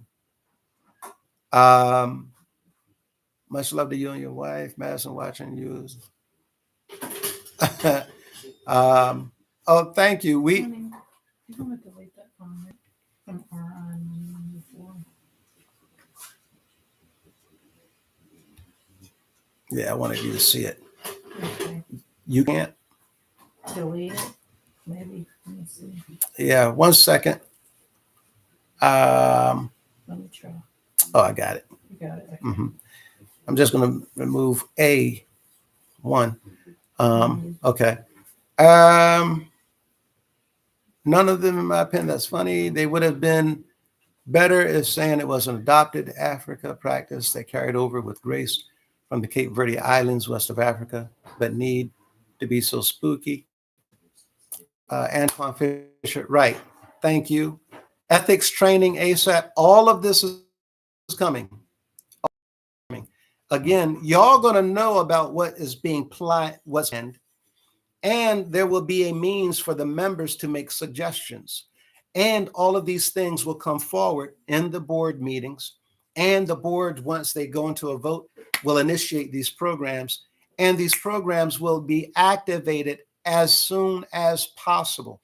First, I'm suggesting that we implement training and mandatory training at that online, broken down to elementary levels, and there will be incentives involved that when you complete certain number of training, 5 hours a week, that you can get incentives. And I've suggested like a gift card, $150 gift card, $200 gift card, whatever. But there's no limit on how many courses that you complete in order to get that gift card. The gift card can be used whether it's gas, bills, food, whatever. The members need help, but encourage the members to get the incentives. You got to go through the training. The training's online at your own pace, easy to understand. There will be also online training, how to use internet, how to go over basic internet skills, emailing, texting. All of these things are necessary. We have individuals that have never gotten training in this because nobody set up the training for free. Behavior specialists, therapists, counselors, legal matters, all of that for free. We need this help. And it would take maybe 2, 3, 4 months for everyone to get into a mode where you're now thinking for yourself and taking an opportunity to do what you need to do to help yourself get up out of this slump that we did not even know that we were in. So while those things are being implemented, the idea is to also, on the opposite side of the spectrum, have these things being looked into, whereas people have been doing things, taking advantage of the members the whole time. Will there be a cap? on the bishop's salary and love gift. I'm going to make suggestions for the board that there is no love gift. I'm going to make a suggestion for the board that all this money raising in the house of prayer, and like I said, if there is a bishop, things are going to be in the hands of the people. Is a bishop necessary is going to be the question. What we've used as a bishop has been a cover-up for criminal activity. I'm going to say that one more time. What this organization has used as a bishop has been a cover-up for criminal activity. The bishop has been robbing you all, as well as people behind them. Right? And it shouldn't have been in the first place. How do you have a compensation plan that all the members coming together, just because I show up, y'all got to get up at a certain part of the service, march around and put money on the table that goes in my pocket. That's my compensation. And then I come back tomorrow night, same city, same congregation, and y'all got to get up and put money on the table for me to put in my pocket. That's my compensation. Now that was Thursday. Y'all remember Thursday was added to the weekend. And then Friday, Saturday night, come back, same city, same people. Y'all got to get up, march around the walls, put money on the table. That's going in my pocket. That's my compensation. Then I come back Sunday. Y'all got to get up, march around the walls, put money on the table. That's my compensation. I got all this money for 4 days. I got people around the organization like Miami telling y'all get geared up, because when y'all get to Miami, we're going to have a Holy Ghost party. We're going to wear out the love march. We're going to wear that love march out. And the bishop not saying nothing about this? No, because you're cheering on his compensation. Now I ask you, what else happened in Miami last year? What happened to help benefit the souls of the members that made their way to Miami? They're talking about gearing up for the first ladies conference of the organization, the very first one. I thought they did the first one last year. What's the? If they did, I could be wrong, but what happened there to benefit those women? We don't have a whole lot of conversation about things that's going to help the members, things that's going to help people find their soul salvation, things about holiness. They boosted the festivities, and then they boost the music festival. You're going to have hot dogs, cheeseburgers, all this stuff. So again, people, the amount of inappropriate behavior involving the pastors is off the chain. Just terrible and unsettling. Will there be a cat? Again, I don't think that there's going to be any, but salaries are supposed to be set by the board, by the people. Nobody ever has the right or the authority to set their own pay scale. What's your thoughts concerning childcare? Oh, wait a minute, let me come back to that. We had an issue at Newport News Mother House. Roseanne Jackson had a real bad car accident. I believe it was 2 that died in the accident. Do you think the pastors, kitchen staff should get paid? There should be a budget for expenses. However, when it comes to anybody that might be a pastor, there can be expenses set up, but it does not have to be outlandish.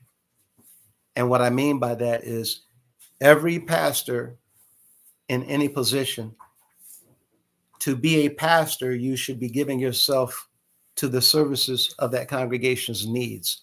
you should not be in a position where you're having to work and then you have to leave work to go take care of the needs of the members. You should, just like I've been saying about the members shouldn't be paying rent in apartments. We have some people right now who dealing with Mr. Cunningham, they're not paying rent at all. So how's it fair for the members to have to pay rent and end up getting put out if they don't pay rent, while Mr. Cunningham is looking out for certain people who don't pay rent at all? And nothing is happening to these individuals who don't pay rent at all. So if that's the case, we're looking at favoritism. I understand some pastors got more than $20,000 in their anniversary. And they're looking at $2,000, $3,000, $4,000, $5,000 a week. Also, pastors offering. Other pastors, as I've said before, were homeless. And the ones getting the $2,000, $3,000, $4,000, $5,000 a week, doing nothing on behalf of the one who's homeless. Why is it that the biggest pastors are the ones that have the attention coming from the headquarters? Why are they the ones getting cuts and free stuff? Why are they getting free apartments, not being paid for at all? They're not paying for it. And when you look at it enough, why is it that you're looking at, again, the leader not paying a dime for anything? So where is it that you justify putting anybody else out? All of these things have to be looked at so that we can fix it and clean it all up. We don't need none of this nonsense. This is just, they've been having a field day in here. So with that in mind, everything, the intent is to look at everything to make it all right. No favoritism at all. Accountability for everyone. And whatever it is that's allowed for one is allowed for all. What's not allowed for one is not allowed for any. And it will be committed to black and white. And everybody will be held accountable to that. That way, everybody can go forward together. And everybody will know that your voice matters. Your voice will be heard. Your concerns will be addressed. And just having a sign up on the wall, you may write 1665 North Portal Drive, Northwest Washington, D.C. That doesn't mean anything. People have been writing and they ain't heard nothing for years. While coming in with tailor-made suits to take more money and say, thank you for your love. This is embarrassing.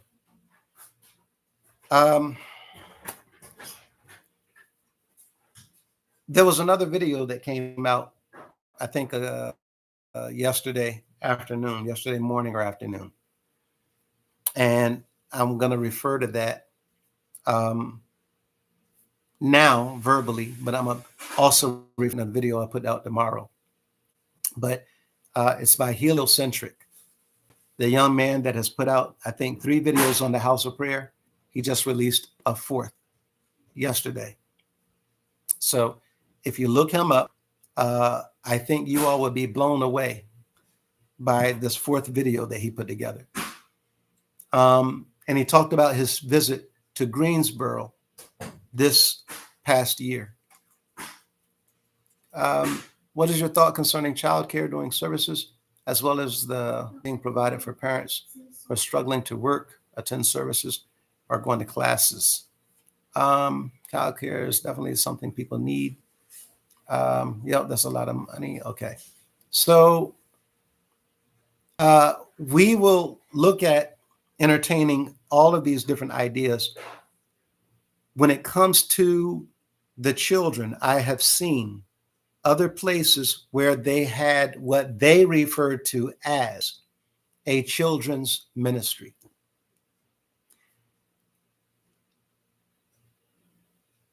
Can something be set up for the children to have somebody there or a group of people there to address teaching them when their parents go to service. Well, why not? We should have qualified teachers and individuals that know how to actually teach children. My wife is a teacher and a trainer. And I'm sure there's many others. So again, all of these suggestions, if there's concerns, this is what the meetings are for. But we have a lot of parents and we have a lot of children. And by children, I mean younger children. As they get older and become toddlers, they will be taught how to literally engage in services. But again, service, when we think about that word, it's not what we are seeing in the house of prayer right now. That's not service. What we're seeing in the house of prayer is entertainment for bishops, which is why whenever he comes, they say next on the bishop's program, sweet, sweet, sweet. It's for him. That's a lot of money. Just think about it. The members suffer rent, gas, food, etc. They'll still have family there, right? And it said 3 passed, and I think they're talking about Newport News Mother House. And I think that they made that comment because we're talking about funeral services. When people pass, what's being done? Someone was telling me earlier, there was someone, they took out a title loan in order to make the club, to get the button, a title loan, put their car up as collateral. Not too long after that, they passed. What happened? The loan is still due. So the family was left not knowing that this was done. They brought the attention to the leader at the time, and this is recent. Nothing was done. And so the family still got to take care of this. So they're doing what they can, making payments or what have you. And so again, the answer that came from the leader at the time was, well, y'all do what you can and get back to me. And next time he came back, well, there's a balance. They did what they could. They knocked out a great portion of it, but there was a balance. Do you think that he did anything whatsoever to clear that balance? Nothing at all. Not too far after that, days, maybe weeks, the car was repossessed. Now, should we be dealing with situations like that? No. First of all, people should not be putting up anything to get loans to put your money in the house of prayer. What is wrong with the mentality of the members? People can say that they're crazy, but they're being taught to do that. Y'all just heard Mr. Cunningham say last weekend. Some of y'all sitting here in service and y'all be thinking, you know, I know I got that cell phone bill tomorrow. What? Why are you bringing up people talking about paying a cell phone bill? Because he knows that when he said that, some people are going to think, you know what, I can do that. And I'll just trust that I'll get it back. And he said, before y'all even get out the door, money there in the bank, or you've already been blessed 2 times over. Can I get one witness in here? People yelling and screaming. Knowing they're going to the food bank tomorrow morning. This is not a joke. People have been doing this for the longest time. And he's been a part of taking from these people for the longest time. But you have a house built in Maryland, and you have other homes scattered around the place. Now, I mean personal homes. I don't mean that are owned by the organization. And a lot of these other councilmen, y'all don't know it. A lot of the other chairmen on council have multiple homes that they own. They're personal homes that they're renting out or leasing out or whatever. Where did all these chairmen get the money to do this stuff? Why is it that you have so many chairmen and councilmen with businesses? All of these things are being brought to a halt. So somebody may say, well, Lewis is just rambling. Okay. But when it all comes down to the end of the day, the list of things that are discovered and found, you all are going to be blown away. Favoritism, biases, nepotism, list goes on. Yeah, absolutely. I always heard the scripture about Muslim, not the ox who treadeth out the corn. Paraphrase, to justify the love gift. My question would be, who is the ox and what is the corn? That's a good question. The scripture is talking about the individuals going out to carry the word. And if you look at the 10th chapter of Matthew, you'll see that power was given to the disciples. Same thing with the 10th chapter of Luke.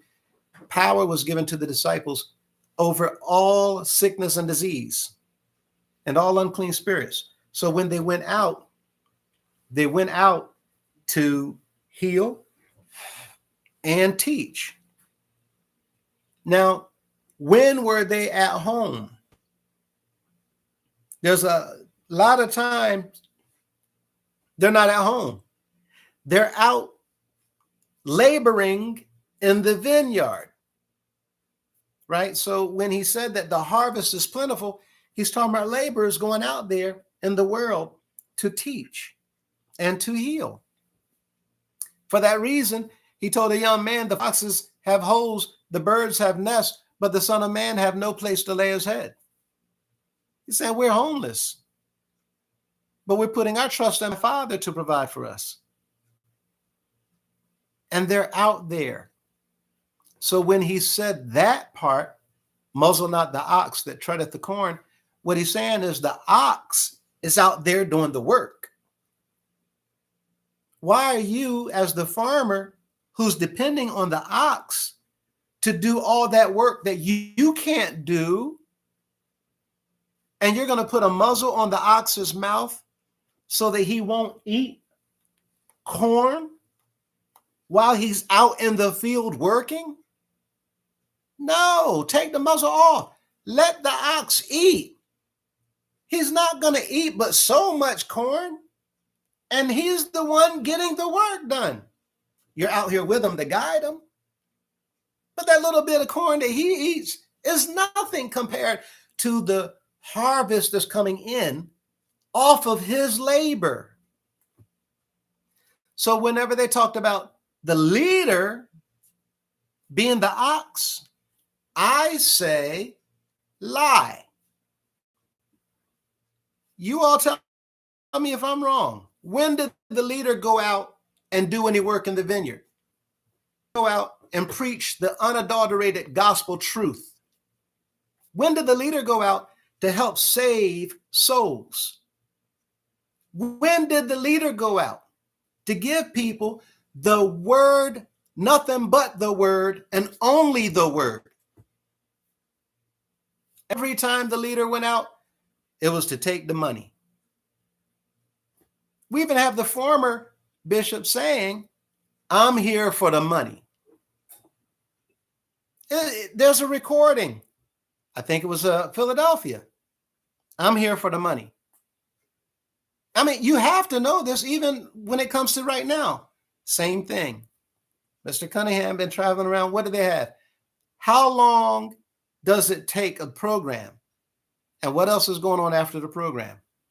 The musical section of the House of Prayer, the program, is just to entertain the people while they're getting ready to get the money. You're being entertained. This is why we talked about UHOP juke joint. You're being entertained while they're playing the piano. You got a singer in order to feed the bar. Feed your money to the bar. People getting high on life, get joy, joy, joy, joy, joy, joy, joy, while the money coming in. While the money coming in. And every single time he walks out that door, you're seeing the same thing. Brown paper bags. So where is he working in the vineyard? We read in the Bible study earlier where the instruction was given to him that ask of thee to give, and from him that would borrow, turn not thou away. Members are in situations where they are in need and they're being sent to go outside. And even while they're being sent outside to these other little teeny tiny institutions that's got all kinds of programs to help the people, and this great big mega institution don't help nobody. And they're sending the people outside for the members of the house of prayer to take everything they can from those places. Well, how are you going to send the people over there to take from them when they're trying to help their own and anybody else who needs assistance? But you sending the hordes from the house of prayer over there to take, to bring back to the house of prayer. This is wrong on so many levels. So again, that is not about the bishops. It's about anybody going into the field, the vineyard. I have said, Missionary Sudler, if there's anybody in the entire organization that scripture applies to, she would qualify based on what she knows, because that's what she was doing. She's going out. She was going out to help people. And she was sincerely doing it. There's a few pastors that might have been sincere, but they got caught up in the politics. And I know of one evangelist that was very sincere. I was about to talk about it. I saw him going to the different revivals. I saw him flip. Slowly change. It was so sad because he was actually teaching about the Messiah being the only way. And then all of a sudden, one day I was at one of the Charlotte houses and I heard him say the same thing he'd always said. Then at the end, he said, but you got to go through the man. I was so depleted. Yep. Oh, that was so sad. And it's horrible because when they do that, they know they have to appease whoever's sitting in the chair. And if y'all think about this, all these people that was doing good, how is it that they're getting sat down or ignored? When Pastor Martin was going around, he was talking about truth. He was telling the truth. I'll go as far as to say even Mr. Albertha, when he became an evangelist, he was going around telling everything, what people were doing. And when the council got wind of what he was saying, they shut him down in a heartbeat. Also, the one that you said wanted to unalive himself, he was preaching about the Messiah. And that probably was part of the problem. Right. Why he got treated so poorly. They were so awful to him, the bishop particularly. It's a shame that when you decide to stand up for what's right, all of a sudden they target you. So these individuals, the comments are on point. You're saying that this is theological. Absolutely. But for the people who are not standing up for what's right and for what's true, they're showing the members of the organization their true colors. But they know that the people are going to stand up and defend them. Why? Because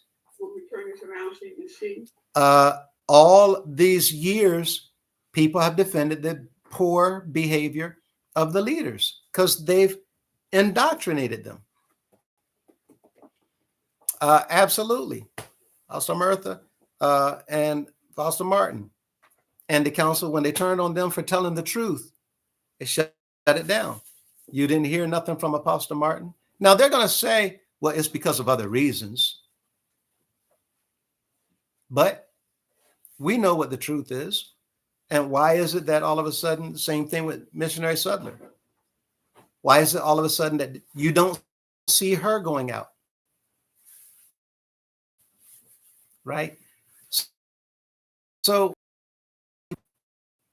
you can see truly what's going on behind closed doors. If a person's standing up for what's right, you're going to see them doing what's right. If you don't see people standing up for what's right, then obviously it's because they don't mean to do what's right. So this other comment, the loans are extremely high in interest, up to 200% and 300%. Absolutely. 100%. And it puts you in a position where buses are supposed to be used to transport individuals, not supposed to be used to market whoever the leader is. The names will be coming off of the buses once the board brings this in to vote on it. There shouldn't be nobody's name on a bus. It's not Mr. Cunningham's bus. It's not Mr. Bailey's bus. All of these, none of that.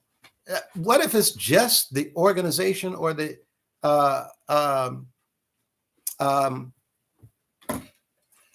tip of my tongue? But it doesn't have to have the name of anybody on it, because it's not. Listen to how they talk. Put the name of our Savior on it and advertise him. Well, I got to be the real. Yeah. Yeah. And there's things that's coming is going to catch people off guard, but it'll be backed up and supported with the truth. Because we want to stand up for what's right and what's true.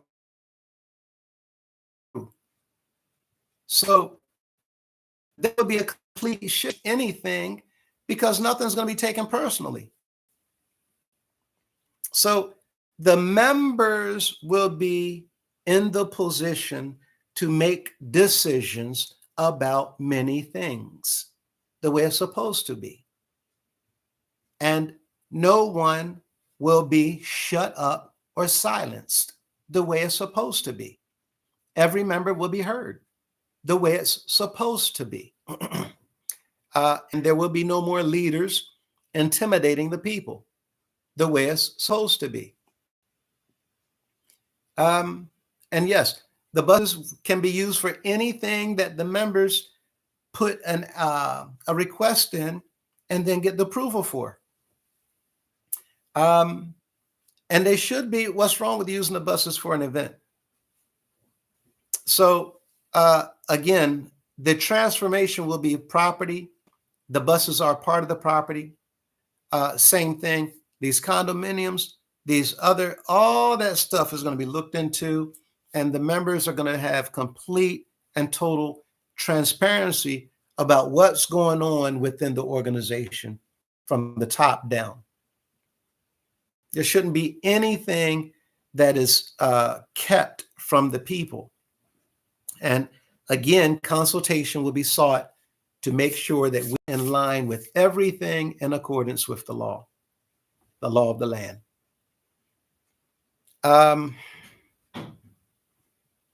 Theological said he kissed the ring.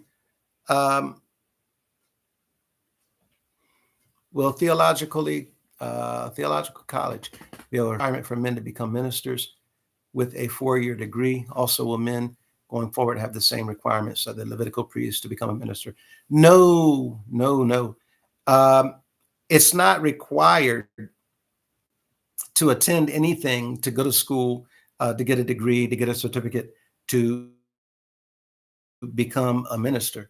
But the young men will have real courses, real teaching, and real lessons. And it'll all be backed up with scripture. They need to understand many things pertaining to the scripture so they can deliver the teachings of the word. But again, I think that everybody's going to be surprised at the changes that happen and the changes that come, because we're going to be getting in line with exactly what the word says do.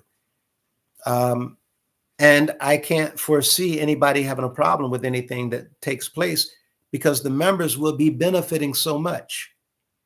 Here's your question. What are the members getting today?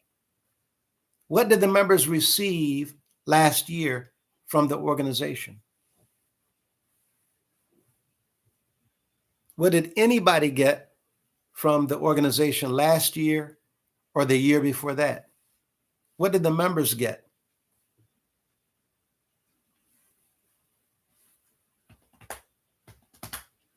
What is truly needed is integrity, doing the right thing when no one is looking. And that's what we talked about last night.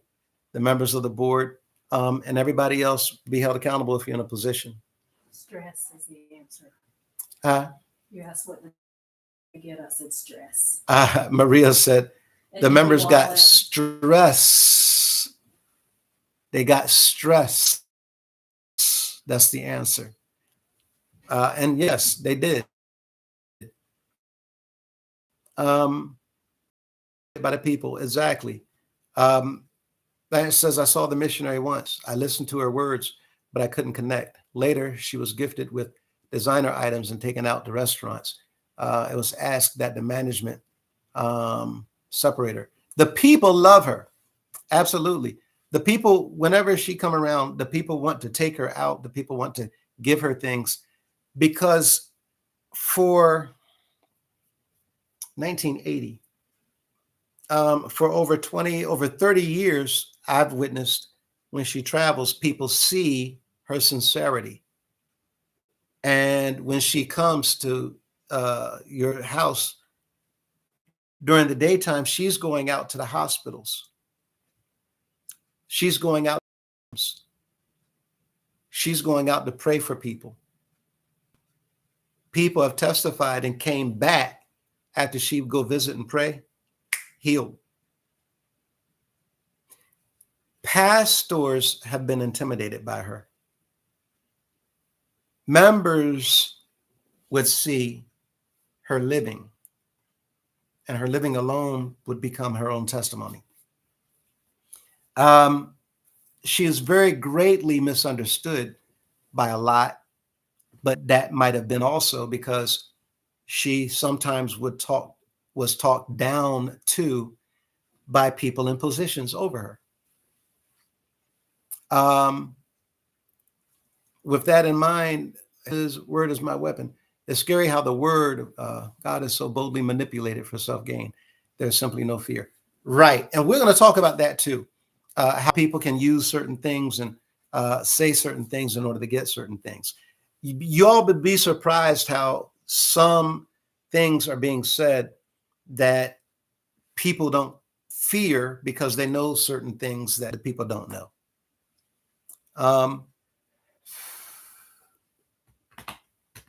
I thought the Truth and Facts book was supposed to let the members know where all the money go. Very good point. A lot of people don't know that the Truth and Facts does not let people know where it goes.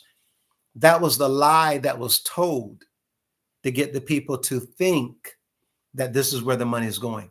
But when you look at the Truth and Facts, in fact, I will show you in a video that the Truth and Facts was being loaded just with basic, sometimes stuff that should not have even been listed, right? Just to let you think, see, money went here, money went here, money went here. I'm going to show you, in fact, where you can see that they're literally trying to find stuff to put in here to let you say, see, this is where the money is going. But I'm going to show you how to track what's been going on. What's happened to the missionary, if you can say? I know that Mr. Cunningham, when he was pastor of 6 and M Street, he stopped her from coming there. And he also, if I'm not mistaken, stopped her from coming in DC, period. And there was others that they stopped her from coming there. Again, when you're looking at men in positions of authority over the house of prayers, look at their record. See if they're doing anything that's helping the people. If they're not doing anything that's helping the people, then something's wrong. Should you be supporting them? And why are the members giving all this money to them in pastor's offering if there's not being a pastor? So people came to her because they saw she was genuine. They saw that she was real, and they felt her care and her love. I remember a young lady that was going through it outside in the street because of all the nonsense that she had gone through inside. And I remember Missionary Sudler talked to her after service once. The young lady broke down in tears, and she came back every day that Missionary Sudler was there. And at the end of the time that she had with her, turned her life back around. Now, there's a lot of false doctrine in the house of prayer, 100%. But there are members in here who believe in what they're doing, and that's all that matters.